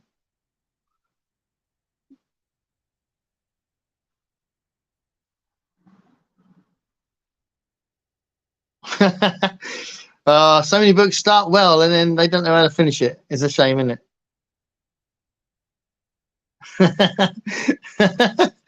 Yeah, I love the dinosaur bias. It's cool. There's Dinosaur December. Hey, we've got to think about these things. Got to have a dinosaur-a-thon. Dinosaur-a-thon. Dinosaur. Yeah. Yeah. That's the thing. That tends to be what non-fiction is used for. But there are some people that absolutely love non-fiction. That's mainly what they read. So sometimes I'll come into a conversation with someone about reading, and they'll say, "I just like biographies," and they'll read, you know, biographies and sport books seem to be really interesting for people. But I'm definitely much more of a fiction person myself. Laurent Binet. Okay. I'll have to go back to find out what that's about. Yeah. No, it really is absolutely amazing. And I know what you're saying there, kind. But yeah, nah, honestly, absolutely amazing. And I was really honored to be in your video, Mike. You can't tell you how much. Oh, okay. Oh, I'll watch that. Okay, I'll watch that. Hey, it's Brian from Bookish. There's me talking about how great Mike's channel is. Brian, I've just put up a thing on the community tab that I thought you might be interested in, because I just watched this thing that Murphy Napier talked about, the big issue about people saying that reading has become competitive, or it's become something to show off about, or that kind of thing. And she'd planned to do this video, and then she read an article just before she was doing the video where she realized that it was a bit of a conversation at the moment. And she did this really good video. I don't know whether you've seen her stuff before, but I will put a link to it on my community chat, and I think you'll really like it, because it's kind of thing that you do. But it was about the sort of whether or not it's got any weight to it. And I think her general message was, it doesn't have to be like that. We don't have to be competitive and all that sort of stuff. And that reading has been encouraged through BookTube. Yeah, absolutely. Yeah, this is a special thing that we've got, isn't it? It's really cool. And doing this has been really nice, because I'm chatting to you guys. It's really cool. A dinosaur reading. That is awesome. I love the idea, Nathan, if he's going to do reading as a dinosaur. Is he doing that? Because that would be much better than just reading about dinosaurs. Who needs that? Yeah. Oh, okay. I watch Eric Carl Anderson sometimes, but I don't know the book Leo, so I'll look that up. But yeah, these guys have got a lot of viewers for a reason, haven't they? Yeah, you got to watch It Came From the Page. He's fantastic, and and lately he's been wrestling with his cat in his videos, which has been really interesting. I think he said he tried to keep the cat out of the videos, and then he just lets it roam free, and now it's sometimes on his back or practically on his head when he's trying to do the video. It's great. My cat isn't as friendly as that, so I don't even know if we're going to see her again. And if we do see her, if I see her again, I don't know if you'll see her again. So yeah, it's nice that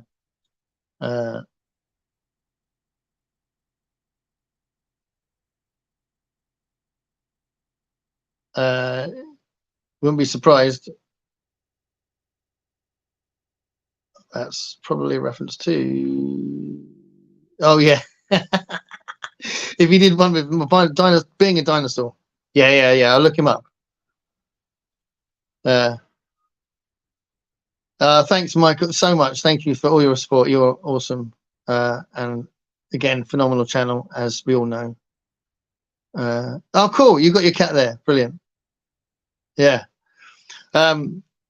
Well, it's nearly 11 o'clock. What I'll probably do is finish this at 11 o'clock ish. So, yeah, it's really cool hearing what you guys are reading and talking about the stuff that I've got sort of that I'm juggling. But I do think it's fun to juggle. I mean, literally, I had this. I bought this back in when did I buy this? In August. I bought this in August, and I bought it so excited because I'm a massive fan of dark matter. I'm a massive fan of recursion, and I've read a couple of other of his books, and I do like him. Not quite as much as those two, but I do quite like him. And I just figure out he's in a really good place at the minute, so I'm sure this is really good. And I still haven't got to it. So all this thing about juggling books is fun, but I've just realised that what I don't need is an extra block on it where I'm just obsessing about it being a short book, like an immensely short book. Because I mean, I'm reading this for the Ray Bradbury thing, but I don't want to just worry about how short the book is because of this 25 book challenge. So, oh yeah. I've seen the other cover. This is so much better, isn't it? I love this cover. Yeah. My guess is this is the British cover. So yeah, I wasn't really fond of the other one. It's funny, isn't it, the way covers go, because you can see that he's got these characters going in this sort of loop thing. And in Dark Matter, I love the fact that you've got the cover split up into two, and you can see that his wife is going in one direction, he's going in the other direction, and the whole book of Dark Matter, this is not really a spoiler, is him trying to find her, which is why it's got that sort of love story element to it. But it's really cool the way they've designed the cover like that. I love Dark Matter so much. There's another one like Razorblade Tears, although I'm comparing it to Razorblade Tears, but I was so speechless trying to describe why it was so good. But it was another situation like this where I was irritated if I had to do something else and I couldn't keep reading it. Sometimes when you're reading a book, you go, oh, I'd like to get back into that, and you pick it up again. And sometimes just putting it down, if you have to do something, it's really irritating because you're like, I want to keep reading it. And that was certainly true with Dark Matter, and it's true with Razorblade Tears as well. Oh, is this Blake Crouch? Yeah, because sometimes people would say his earlier stuff isn't as good. And I do like the Pine series, but I think if you go further back, it's not as good as the newer stuff, I think. Yeah. Oh, that's cool. Yeah. I've read the first Wayward Pines book, and I've got the other two. So what I was going to do, because it's been such a gap, I was going to reread the first one again, and then read them through, because I did like the first one. I thought it was really good. Do you mean the way he constructs the plot? That he's got a bit of a system, that way he writes? Because that could be true. I mean, I don't think he's got the problem that Andy Weir's got. That Andy Weir has got a fantastic way of writing. He writes great books, but he seems to be only capable of doing one character books, which is like a really weird problem to have. I need to see a multi-character book by him, I think. But yeah, I mean, Blake Crouch might have a go-to way of developing his plot. That could be true. I haven't been able to see the TV show. I really want to see it, but it's on Apple TV, and I don't have Apple TV. So, oh no, Wayward Pines. Oh, sorry, I thought you meant Dark Matter. That's been made for Apple TV. Wayward Pines, I didn't know it existed when it was available, so I haven't seen that. Yeah, there's a TV show of Wayward Pines, and there is a Dark Matter TV show coming. So he's been involved in that as well. So the fact that he's been writing it with them suggests that that's a pretty good sign. In the same way that The Last of Us is currently being written by the guy who wrote the game, and that is why it's just absolute masterpiece. What the most challenging book I've read that you love despite the challenge? Well, I tell you what, I'm going to reread this. So I would like to know, I'm going to reread it so that I know how much I like it. But I know I did like it when I read Dune as a teenager. So I read Dune as a teenager, and it was challenging. It was really tough for me at the time because it was very big and dense and there's lots of things in it. I don't remember a lot about it now, but I'm going to reread that because I'm not going to do, at some point I want to do a all-time top 20 science fiction novels, and I'm not going to do it until I've read 3 or 4 big ones that either I need to read again or that I haven't read at all. So I'm not going to, so for example, I haven't read Far Upon the Deep, and I'm going to read that first. I haven't read Ender's Game, and I'm going to read that, and I want to reread Dune. So that kind of thing. It's about 4 or 5 books I'm going to read before I do that video, because I feel like if I do that video and I don't include them, and then someone goes, why the hell haven't you included blah blah blah, it'd be nice to say, well, it's because I didn't like them as much, and not just, well, I haven't read it. You know, so that's my plan. So yeah, Dune is definitely one for that, but there's probably a more recent one that's challenging for other reasons. The most challenging book I've read that I loved despite the challenge, probably an older one. I found Dr. Jekyll and Mr. Hyde harder to read than I would have liked, but I still love the story, and that was just the way it's written, because it's obviously, you know, that's the way they wrote at those times. It just doesn't flow that well. So for me, Jekyll and Hyde was harder work, but I still love it.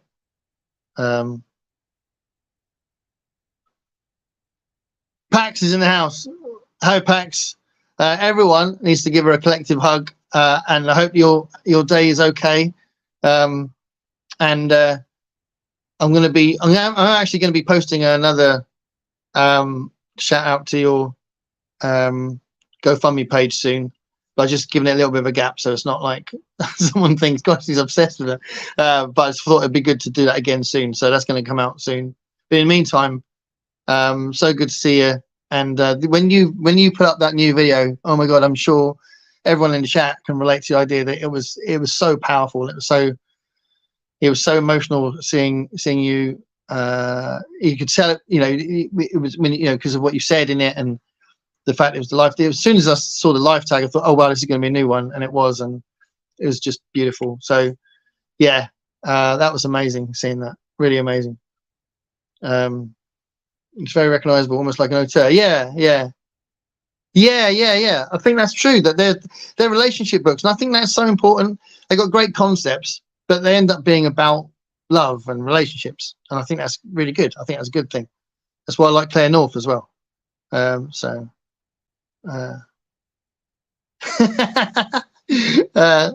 I did. Yeah, absolutely. You just realized. I love that. So some people just ask me and I tell them, but you realize that, Brian, that means you're a genius. Absolutely. Yeah. Coming up with a name for a band is so hard. And me and Richie, who formed the band, we're big science fiction fans, as you can probably imagine, but we're also huge fans of Twilight Zone. I've talked about it a lot on my channel. I love the Twilight Zone so much. It's a big part of my life. And we were looking at, well, how can we link to the Twilight Zone? And we're looking at, you know, different names that come from that. And then we just thought of Bemis because of Henry Bemis, Burgess Meredith's unforgettable performance as a man who's obsessed with books and doesn't get time to read them until the apocalypse happens. Amazing. And it's quite funny because we formed the band 16 years ago. Almost 17 years ago. And that was before I decided to go back into my big sort of reading thing. So I wasn't reading quite as much in those days. And about 6 years ago, 7 years ago, I decided to put a lot of wasted time into reading. So I read a lot more now than I did 17 years ago. So yeah, I think that's awesome that you've figured that out, that it's named after the Twilight Zone. Absolutely. And thank you for mentioning my band. We've got a gig tomorrow. I can't wait. I love playing with those people. And there's 5 of us tomorrow.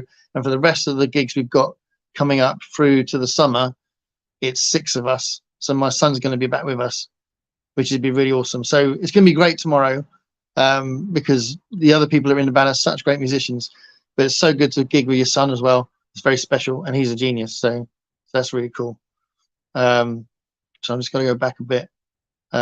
So Mike said, I hope you read Speaker for the Dead. Yeah, because I saw your video about it, and you said, or it was a video where you mentioned it. I don't think it was a video just about that, but you were talking about several different books, and then you said about Speaker for the Dead that you think is better than Ender's Game, which I find that really intriguing. So yeah, I will definitely get, if I love Ender's Game, which I probably will, I'll carry on and I'll read. Is that the next one? Or is it, there's about 4, isn't there? Is there about 4? But I haven't read them yet. It's funny because my son kept telling me to watch the film, and I was going, I'm not going to watch the film until I've read the book. Nah, it's not. Everyone feels like that, Pax, and yeah, I bet it did. I bet it felt a bit more normal. And your life has not been normal, has it? So that's awesome. Pax says, hi, Brian.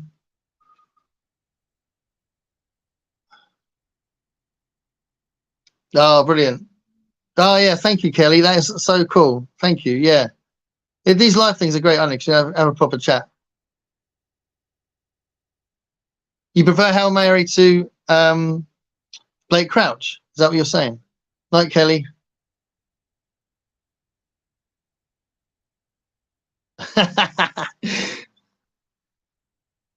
I'm just reading Brian's comment that he saw me mention that Twilight Zone episode in a recent video. Oh yeah. That was the video I said about the one I did in response to Mark K. Vaughan's video about so many books too little time, and I said, and I made some quip about not being Henry Bemis. Although we wouldn't want to be the last man on earth, would we? Let's face it. Ah, Brandy's gone.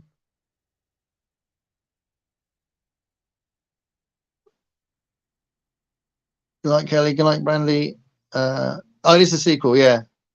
Oh, okay. Yeah. That's cool. Ah, hated the show. I tell you what, the first time I ever saw a Twilight Zone episode, it was a big moment in my life, was the episode called A Nice Place to Visit. It was a brilliant episode, and I was smitten straight away. But I'd just been allowed to have my own TV in my bedroom. It was a small black and white TV, and obviously it's a black and white show, it didn't matter. But I had this new TV in my bedroom, and one of the first things I watched was my first ever Twilight Zone episode. It was on late at night. It was on about 1 o'clock in the morning on BBC Two, I think it was. Al's arrived. Hello, Al. Still got people here, which is amazing. Yeah, we do, don't we? We do a bit like we've got to talk naturally about what we've experienced and what we haven't experienced, and our childhood is so formative, isn't it? So when I did the thing, that 666 tag, and I talked about what happened when he was 6, and I deliberately avoided my home life and talked about Star Wars. I was 6 when Star Wars came out, and that was such an important thing. Like I said in the video, Star Wars was everywhere. I had wallpaper, pillowcase, bed sheets, the sticker books, figures. I had this Stormtrooper transporter.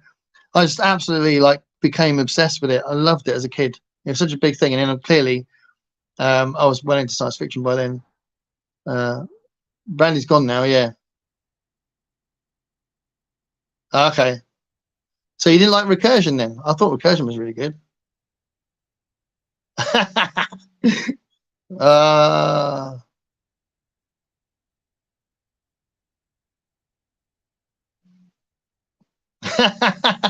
I thought you didn't need the color one. Is that what you're saying? I like that.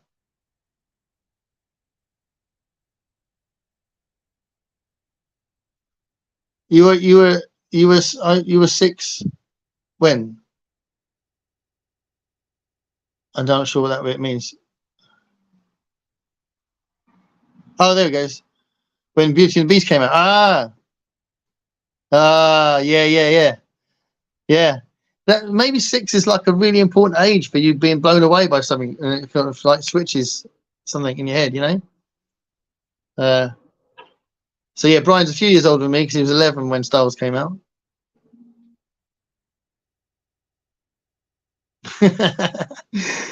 Alan, there's quite a funny clip.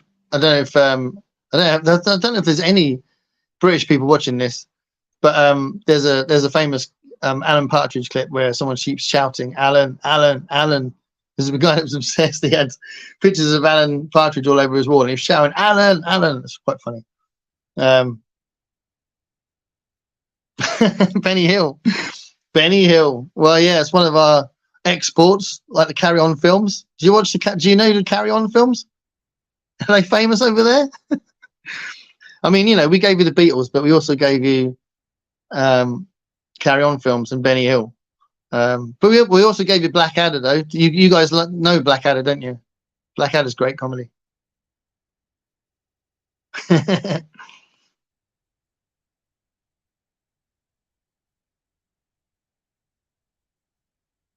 Yeah, Brandy's still here. Yeah. Well, it's just that thing in it, though. It's got to be measured, isn't it? I know we were quite strict when our two were quite little, that they could only play a game for so long, and you know, if you left them to it, they'd play all day, wouldn't they? So, gin. Pax needs some gin. Someone get Pax some gin.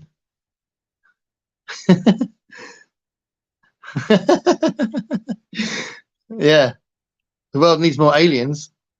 We gave you gin. Did we give you gin? I didn't know that gin was a British thing. Well, there you go. Every day's a school day. I did not know that at all.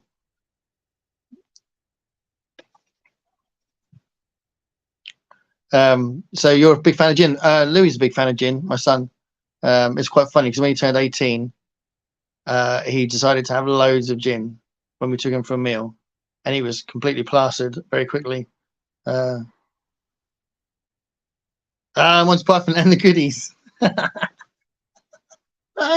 Well, you probably know already, Brian. I'm a big Monty Python fan, and I do think the Flying Circus is completely nuts in the best way. And the Goodies was like a more like a was that 10 years later? It was 10 years later, and they were definitely influenced. And one of them, Tim Brooke Taylor, worked with the Pythons in university years as well. So they did know each other, but it came a bit later on. There you go. Got a gin fan, another gin fan. I like the gin blossoms. I don't actually drink a lot of alcohol. If I do, it's cider. Cider is normally the alcohol I drink. And it's not that I don't like it. I went through loads of bottles of wine during COVID. But cider is definitely my drink if I'm drinking alcohol. I like Tangeray. Rum for brandy. Are they whiskies? I don't know enough about drink. Are they whiskies? Well, they rums. They're probably types of rum. It's all right. I'll catch up in a minute. Yeah, those sketches. A lot of the sketches work on audio as well. So they release a lot of LPs. Not all of them. So you wouldn't be able to. What one wouldn't have worked? I don't think that idiot athletics thing that wouldn't have worked. Or I don't know. Some of them might have worked. But yeah, they did release a lot of LPs. Nice. Yeah, got to be apple cider, by the way. There's some strange fruity ciders now. It's like it's got to be apple cider. Yeah. Hey Jealousy, I play a lot. It's a great track. They're gins. There you go. And it's in a green bottle. Hey, I get it. Yeah, we'll say hi to Nathan. Yeah, so I'll be drinking cider tomorrow. I haven't drunk cider since the last gig. I usually drink when I'm gigging, and partly it's because it's an easier drink to drink when you're gigging. And actually, if I'm gigging and I've got a sore throat, cider does me a lot of good actually, which is weird, isn't it? That shouldn't work like that, but it does. Oh, we got loads more happening here. Gin Blossoms. yeah. You can find Hey Jealousy on YouTube easily. I find it most weeks. At some point, I'll play it. I love it. Love that song. A gin and grapefruit. Nice. That sounds cool. Apple flavored whiskey. Oh, okay. That's probably really nice. Apples are cool, aren't they? I've got enormous oranges over there that I'm starting in a minute. You don't need to know that. From the 80s? Yeah, I am. I am from the 80s.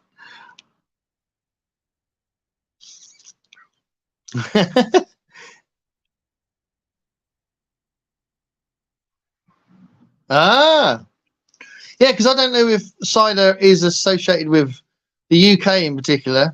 You guys can tell me this, or if it's just a universal thing, because I don't know how much cider is, associated with us. I don't know. It's all over the festival circuit. You can probably imagine.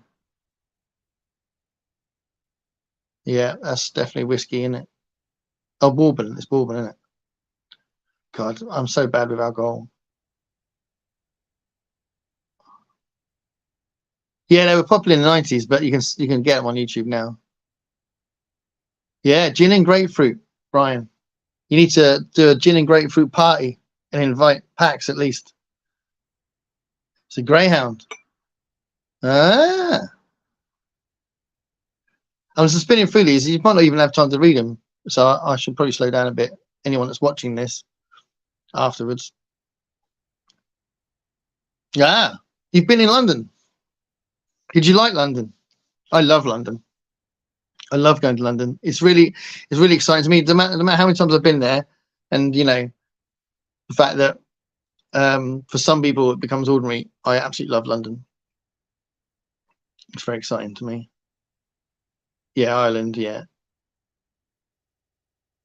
gin and tonic. Yeah, with a bit of lime. That's the classic. But yeah, who's either been to London or would like to go to London? And you guys, I've gone well beyond what I said I'd do. I'll make it a 2-hour conversation. Yeah,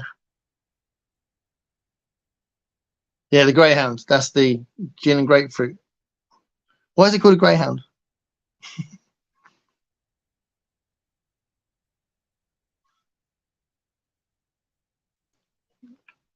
Yeah. If you come to London, I'll go and meet you. And we'll have a day trip around London. That'd be cool. We'll make that a thing.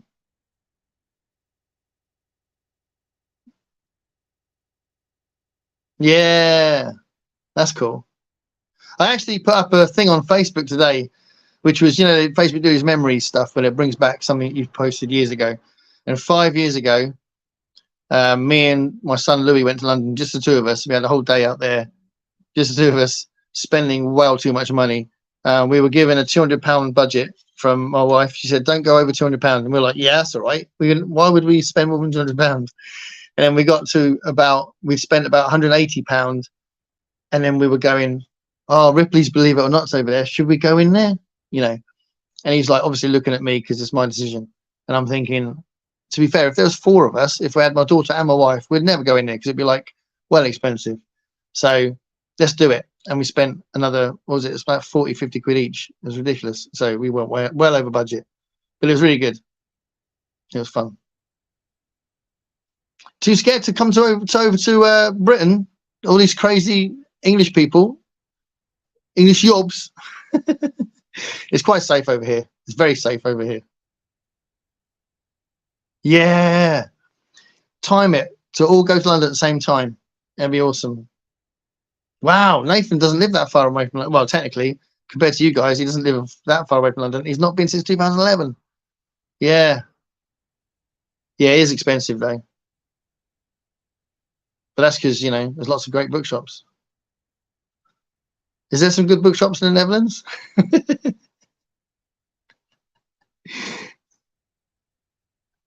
Yes, yes. If you want to do it, then we'll make it. We'll make it a thing.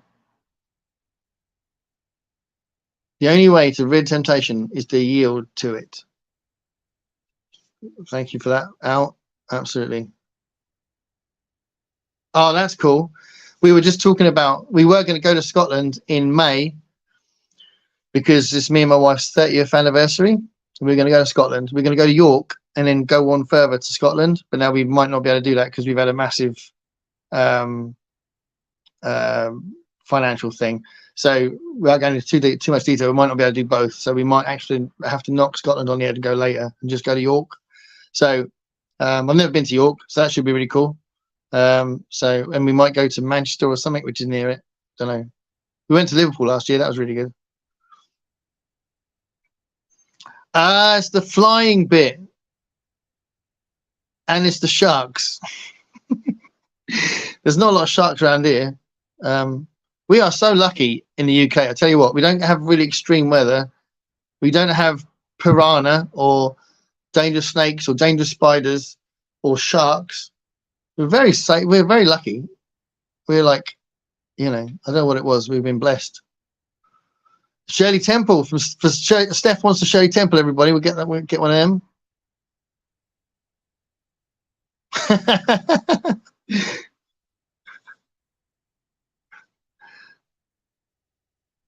Yeah. I haven't been to Ireland yet. I'd love to go to Ireland. Yeah, I'd like to go to rural Ireland, Southern Ireland. But I think even if you go to Dublin, it's like apparently best place ever. So, yeah. But will I get to Ireland before I get to Cuba? Because I really want to go to Cuba. I really enjoy flying. So, obviously, Brandy's really scared of flying. And Brian here says, I hate flying, but I love everything else about traveling. And I really enjoy the flying. I think I feel like it's really special and kind of like a little bit like you're defying logic. And it's a bit like, oh my God, look at that. We're in the air. I think it's a bit like that. I think when I went to Thailand, that was a 14-hour flight. And for the whole 14 hours, I stayed awake. And I think I spent the entire 14 hours thinking, oh my God, this is amazing. We're in the air. So, yeah, I definitely like flying. Yeah, I think a lot of people probably think like that. COVID really knackered that, didn't they? Dane Cobain. Oh, he's another booktuber, isn't he, or YouTuber? No, I haven't met him or anything. No, I don't know him.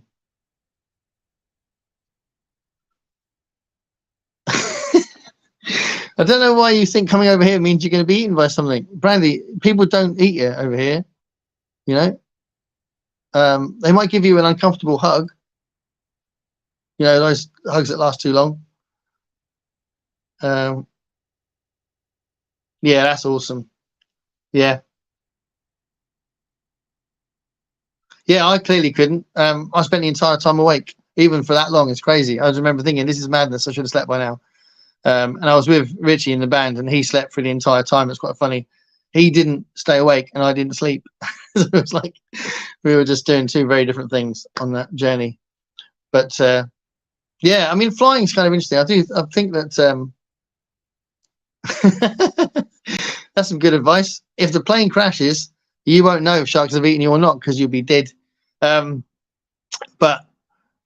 what do they say? It's more dangerous to drive because there's more accidents that happen on the road, and it's more dangerous in general.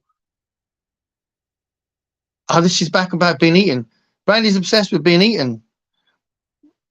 Sharks or forest animals. You're worried about getting eaten by a squirrel or a badger. Well, badgers are only going to eat you if you're there at night, and squirrels are only going to nibble at your toes. So if you really feel really attached to your toes, then that's fair enough. But you're only going to find squirrels and badgers in the UK. I think there might be 4 deer in the UK. Oh, a load of sheep as well. You get a load of sheep. The sheep could eat you. And cows. There's a lot of cows. Cows will eat you. Cows and sheep. Actually, you're right. Cows and sheep are deadly. We've got a lot of killer sheep and a lot of killer cows. You'll find if you see any farmers, dairy farmers and sheep farmers, you see they're all kitted out in this protective gear because the sheep and the cows are so psychotic. So yeah, I understand the problem. I don't know. Al's talking about smoking, I think. Yes, we drive on the wrong side, don't we? I think the reason why we chose to drive on the wrong side, because we've got this massive ego in this country. We thought it was just important to do the other thing so that we can tell everybody else that it was the wrong thing. I think that was what the idea was. Do you feel attached to your toes? If you do, avoid the killer squirrels. Zombie apocalypse. You've been watching too much TV. A nightmare in England. Yeah, well, I think they did find it quite difficult when the Triffids attacked. That was a pain. But if you think about it, most zombie apocalypses happen in America. So I think America's the problem. Yeah. Meeting my family in Wales when I was a kid, definitely some killer sheep there. This is probably Ireland or Scotland, driving around and trying to learn how to go on the left.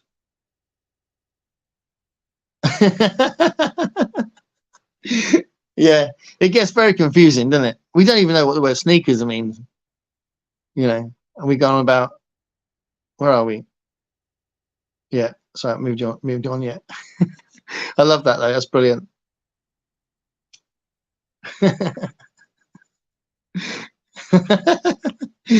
Yeah, that I don't know why I didn't even mention them. You're right. So there is killer sheep, there's killer cows, slightly aggressive squirrels, the occasional deer, and Daleks. So yeah, Daleks can be a bit of a problem. And you might get a stray arrow from Robin Hood. Obviously, I think I've touched on that one as well, haven't I? Yeah, the Triffids situation was difficult, but once they got into the rural areas, they were a lot safer. And if you read the book, they just go onto the Isle of Wight, which is the other side of the water from me. So I live in Portsmouth, and the beach is literally about 10-minute walk. You get to the beach. 5-minute walk? 5-minute walk, really. 5-minute walk, you get to the beach, and you can see the Isle of Wight, which was sanctuary for the people on the day of the Triffids. It was quite cool, actually, when I read that. I was like, oh my God, it's the Isle of Wight. It's like my home has been mentioned in a classic story. Yeah, Daleks eat you after that. Well, like they've been controlled by the killer sheep. You're going down to the studio? Are you recording something? Are you recording a track? I'd like to know about that. That'd be awesome. Yeah.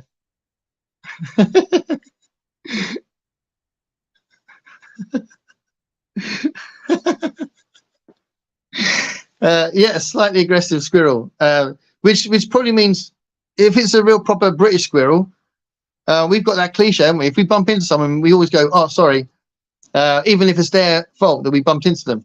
We always bump into someone and go, "Oh, sorry." So we have this apologetic strain. So it's probably a slightly aggressive, always apologetic squirrel. So what's that acronym? An SAAA squirrel.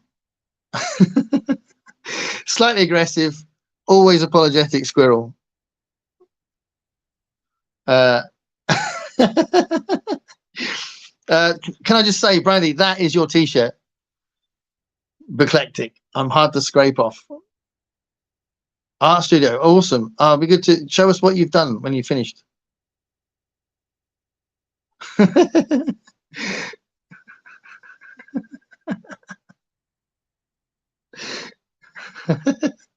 Yeah, it was a squirrel with a very tiny bowler hat and a tiny umbrella, and maybe a pipe. And I like squirrels. I think squirrels are awesome, and they're everywhere. They are absolutely everywhere. You can't go in any sort of park or like, you know, you get these sort of fields where people can take the dogs and stuff like that. You know, anything like that without seeing squirrels. They're awesome. And a monocle. A squirrel with a monocle. I love this. So it's a slightly aggressive, always apologetic squirrel with a monocle who speaks very posh. I'm a squirrel, you knew. Yes, and a pipe made out of an acorn. This is beautiful. See, that's why I need to get back into cartooning, because I could do what would it be? It'd be Siegfried. Now Siegfried's not very English, is it? It's, Sydney the squirrel. Should we go with Sydney the squirrel? I think that's quite cool. I know I am. I'm terrible. This is very bad. People I shouldn't be feeding the stereotypes, but it's funny. Oh, now you're gonna eat squirrels. Oh, look at that. See, now we're talking the stereotype of a murderous American. Look at that. Ask Brian. So Brian started this. Is he going around hunting squirrels like a madman? Is that what's going on? Wow, that's some of my best friends are squirrels. So you've eaten a squirrel? Wow, that'll learn it. Have you ever eaten any killer sheep? There we go. Stuart Squigglesworth. There we are. That's a beautiful English name. Well, there we are. Brian's eaten some, but he doesn't hunt them. So there's a distinction there. He only eats them after they've been prepared beautifully by his cook.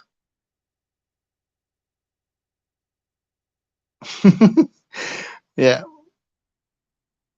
Oh, here we go. Okay, so is this squirrel stories? It sounds like there's more violence against squirrels coming up. See, for me, squirrels just wander around the trees and just like scurry around looking pretty. Is there a darker way to go with this squirrel thing? Is there? Because, you know, the stories, just to clarify, the stories about them taking your toes off, I was totally exaggerating. I think they're pretty safe. I was a kid hunting. You were kid hunting? Al, you were kid hunting in Pennsylvania. What are you doing kid hunting? That sounds horrific. I'm going to move on from that. You were hunting kids.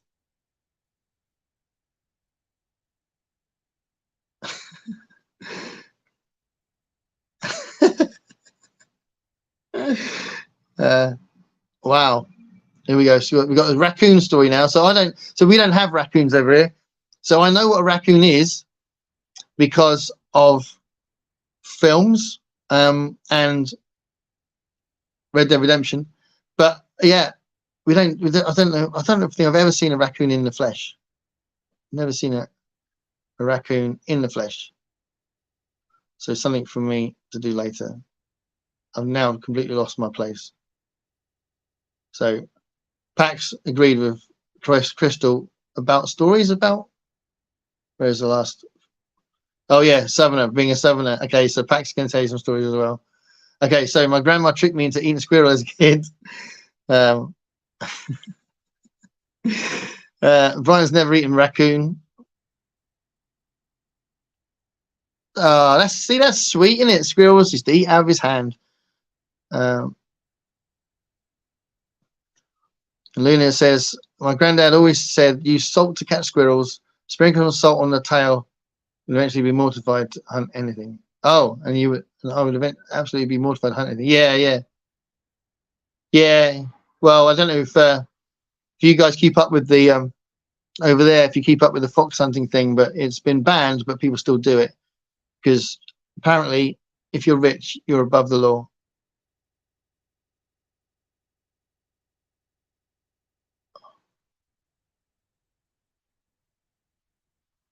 When we lived, so this is Nathan. When we lived in the centre of Manchester and couldn't have any pets, me and my wife used to go to a park and feed the squirrels.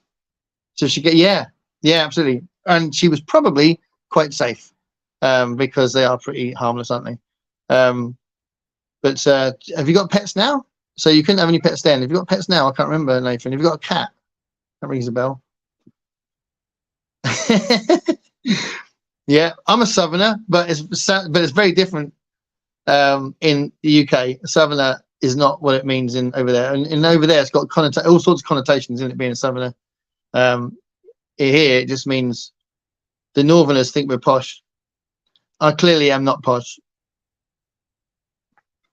Foxes in the street. Yeah. I've got tons of foxes. I've probably got foxes outside my house now. There are tons of foxes in the city now. I was saying to someone on a live stream. Was it on the live stream?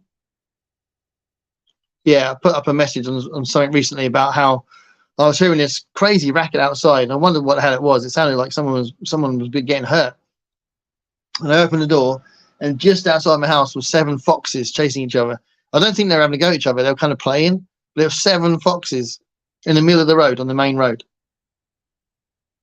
Trash pandas. Trash pandas? Oh, trash pandas. They're raccoons. Is that right? Raccoons are trash pandas. But yeah, they're cute. Yeah, we got lots of seagulls here. I live on the coast, so lots of seagulls. There's a geese reserve near me, so there's lots of geese around there. Foamy the squirrel. Okay, that's an American thing. I don't know Foamy the squirrel. Anyone else know Foamy the squirrel? Possums. I love the idea that possums play dead for a defense mechanism. I think that's awesome.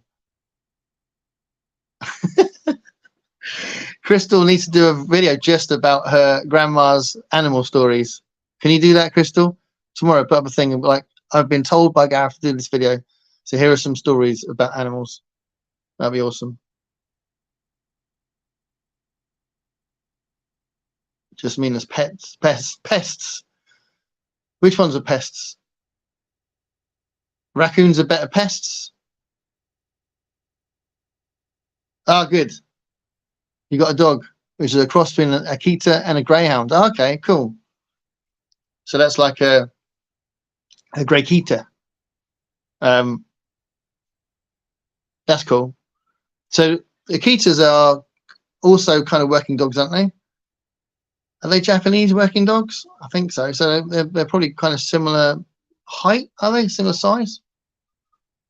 But it's cool you got a dog. I think dogs are really important for people's states of mind. I think it's really important, and as parents, I think it's really important to have some kind of pet for your kids as well. So yeah, I'm glad you got a dog, Nathan. What's the dog called? We almost got another dog actually. Trouble is, our dogs are a bit funny about other dogs, especially in the house. So if they had a puppy, I don't know if we'd be able to leave it. So thank you, Crystal. That's awesome, because I'm just bouncing off the question. You're just talking to each other and talking to me. It's awesome. So it's great talking about animals, because animals are funny and awesome and cute, like Pac said. Trash pandas. Has anyone got a panda? Oh, that'd be awesome. Spend all your time trying to get them to mate.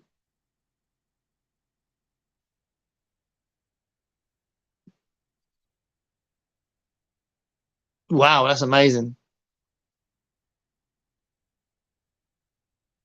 Oh, that's in the middle of the message. Oh yeah, someone recognizes Foamy the squirrel. Ralph. Come here. Come on in. Oh, we might get an appearance from an animal. It's the grumpy one. Ugh. Yeah. So you're gonna say hello? You say hello?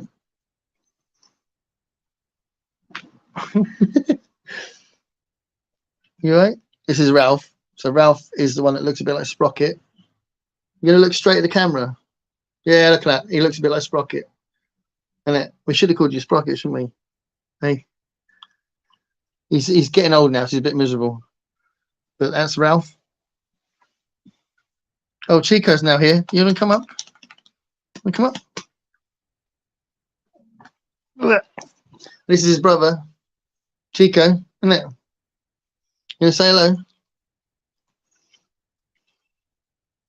You're not going to stare at there. You're just going to stare at me. You'll sit there for a minute. So, yeah. Hold on. Let's try and get back to the messages. Raccoons are cuter than. Does anyone know where agoutis live? Because I think agoutis rhymes with cuties, so they are cute as well. Me and my friend wrote a song about agoutis, but I can't remember where they're from. Geese are good eating. Oh, look at this. Owl's gone all violent again. Look at that. He's getting all manly. Luna, well, I grew up in the countryside. Earliest memories feeding cows grass through an later. Oh, wow. Yeah. There's a lot of cows around, isn't there? Let's face it. Foamy. Foamy the squirrel. I need to find out about this guy, especially being a cartoonist fan.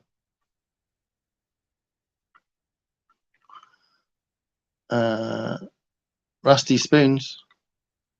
Wasn't Rusty Spoons member of Bonzo Dog Doodah Band? Oh, that's cool. There's a guy who feeds. Brandy, send me a link. I'd like to see that. He feeds raccoons. I'm assuming you don't mean Sean, because I don't think you'd be able to find any raccoons anymore. Yeah. I don't know about Foamy. I need to find out about Foamy myself. I think that's him saying he's going, but he's going to get a seagull. So we've got loads over here. Come over here. But I love the sound of seagulls, and I think it's because it's kind of a home thing, because if I can hear seagulls, I'm on the coast, so I'm either in Brighton or in Portsmouth, basically, innit? So I like the sound of seagulls. Foamy. Oh, it's an internet only thing. Okay. Same as do you guys know the Badger website? It's just Badger www.badgerbadgerbadger.com. If you don't know it, look it up in a minute. www.badgerbadgerbadger.com, and you'll sit there for a good few minutes and think, what am I doing? Badger. Mushroom. Okay, I was just clarifying that he doesn't mean it. He's not going to actually go hunting seagulls. Yeah, that's Ralph.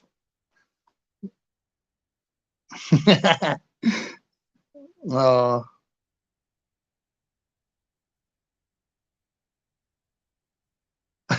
What, my two dogs? They are cute, and they're getting old now. Quinzel. Named after Harley Quinn. That's awesome. Yeah, there's footage now of Lady Gaga as Harley Quinn now. That's going to be interesting. I don't know why they need to make a second film of the Joker, because that Joker film of Joaquin Phoenix was amazing. They could have just left it like that. But there we go. Got to make a sequel for everything, haven't you? Oops. Goose eggs. Don't know about that. I don't really have goose eggs. Whoa, this is interesting. You got scared by cows.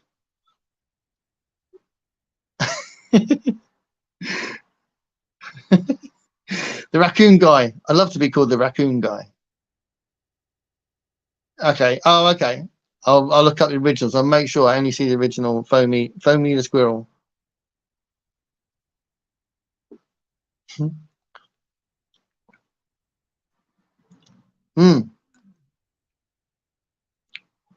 Oh yeah, I don't want to skip anyone. Cows are very misunderstood. They are very misunderstood. They're very intelligent, aren't they?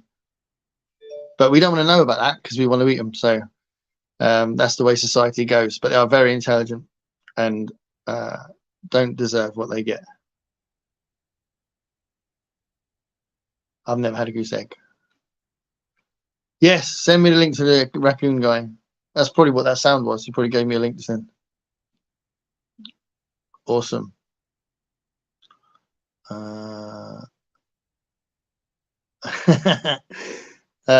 Pax is replying to Nathan saying about salad fingers being disturbing. Yeah, they don't really. So we have friendlier. See, it's this English thing. If a seagull attacked you over here, it would apologize afterwards. So I'm very sorry, very sorry. It's the same as like when we invade other countries, we always apologize while we're doing it. When we occupied India and Pakistan, and we always apologized as we were ruling over them. That's the British way.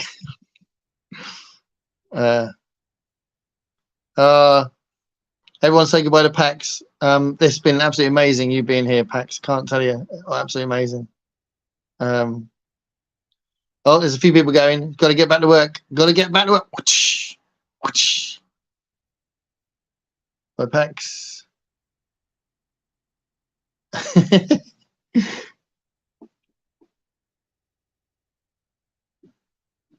Right, well, I was thinking it'd probably be a couple of hours, so we've gone over a little bit.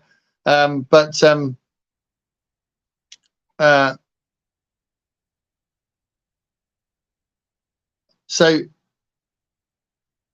oh, and then Crystal said goodbye. Yeah, so as we're here, just as a parting shot, do you think, because there's something I've been thinking about, I haven't made a decision yet. I'm kind of differing a little bit because I'm so busy doing all these different reading challenges. But I was on the brink of doing this video series that we're bouncing off Sean's Desert Island books, but with Desert Island films. So films you wouldn't want to live without. Do you think it's a good idea to do that? Yeah, I can imagine. Yeah, they're quite hefty things, aren't they? You don't want to be in their way. But yeah, do you think I should do this 10 films thing? I think it'd be a bit of fun. There's all sorts of people I can get on there that are not necessarily just booktubers. There's a few people that wanted to do it. I was thinking maybe every 6 weeks or something, so it wouldn't be that frequent. But it'll be a nice little addition to what we do on here. A nice little conversation. We could either do it as a live thing or we could do it as a recorded thing, like how Sean did it. So it would be live, but not as at the time of people replying and that. Yeah, you like the Desert Island? There's a few people like the Desert Island films thing. I think it's quite an interesting subject because you can pick anything, can't you? I mean, there might be someone that loves a film from the 1930s, and also loves a 1980s film, and you can just talk about films. So that might be quite cool. So many films, so little time. Yeah, at least those films they only take 2 hours to watch. So that is one thing about films. But yeah, it's a funny thing, isn't it? And there's a lot of crap films out there, let's face it. But there are some incredible things out there. And so I did do my video, didn't I? I did my video of my 10 Desert Island films. So it'll be kind of that sort of idea, films that, because it covered quite a different range of styles. I was thinking that after 5 or 6 different videos of top 10 films, I'd end up with putting most of my favorite films up there. So if I did 10 favorite comedies, 10 favorite science fiction films, 10 favorite black and white films was one thing. I started making a list of black and white films that I loved. Yeah, Luna, that is a really good shout. That I haven't seen that yet, and everyone keeps telling me that it's got my name written all over it. I'm going to love it, so I really need to watch that. I need to watch that. It's been a good, I don't know, a few weeks that's been in my head to watch that. So I don't know if anyone else has seen Everything Everywhere All at Once, but it's apparently really, really good and really clever. EEAAO.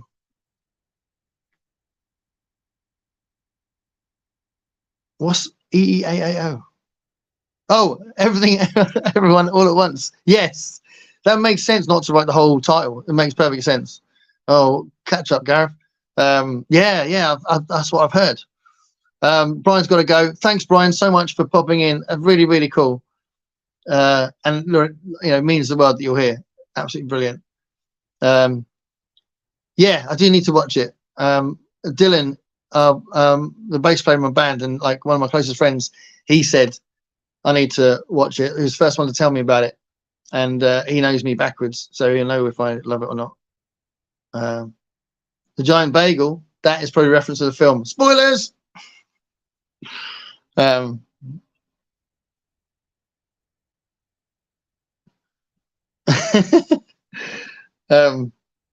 is probably another reference to the film.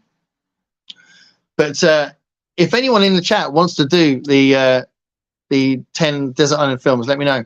In the meantime, I think I'm going to leave it there. So I'm going to say goodbye. But thank you so much for popping in and chatting. So we chatted a little bit about the book thing. The reason why I've said quite a lot about the reason why I'm quite happy to knock the 25 book challenge on the head. And we talked a lot about animals, and we talked a bit about films at the end, which is awesome. So, oh, Google Eyes. So yeah, thank you everybody, and please check in with me again when I post up other videos, but I'll be watching your channels. Aluna, make a channel, because clearly you're awesome. You got to make a channel. Be brilliant. And in the meantime, thank you so much everybody, and have a great weekend. It's on a Friday now, isn't it? So have a great weekend.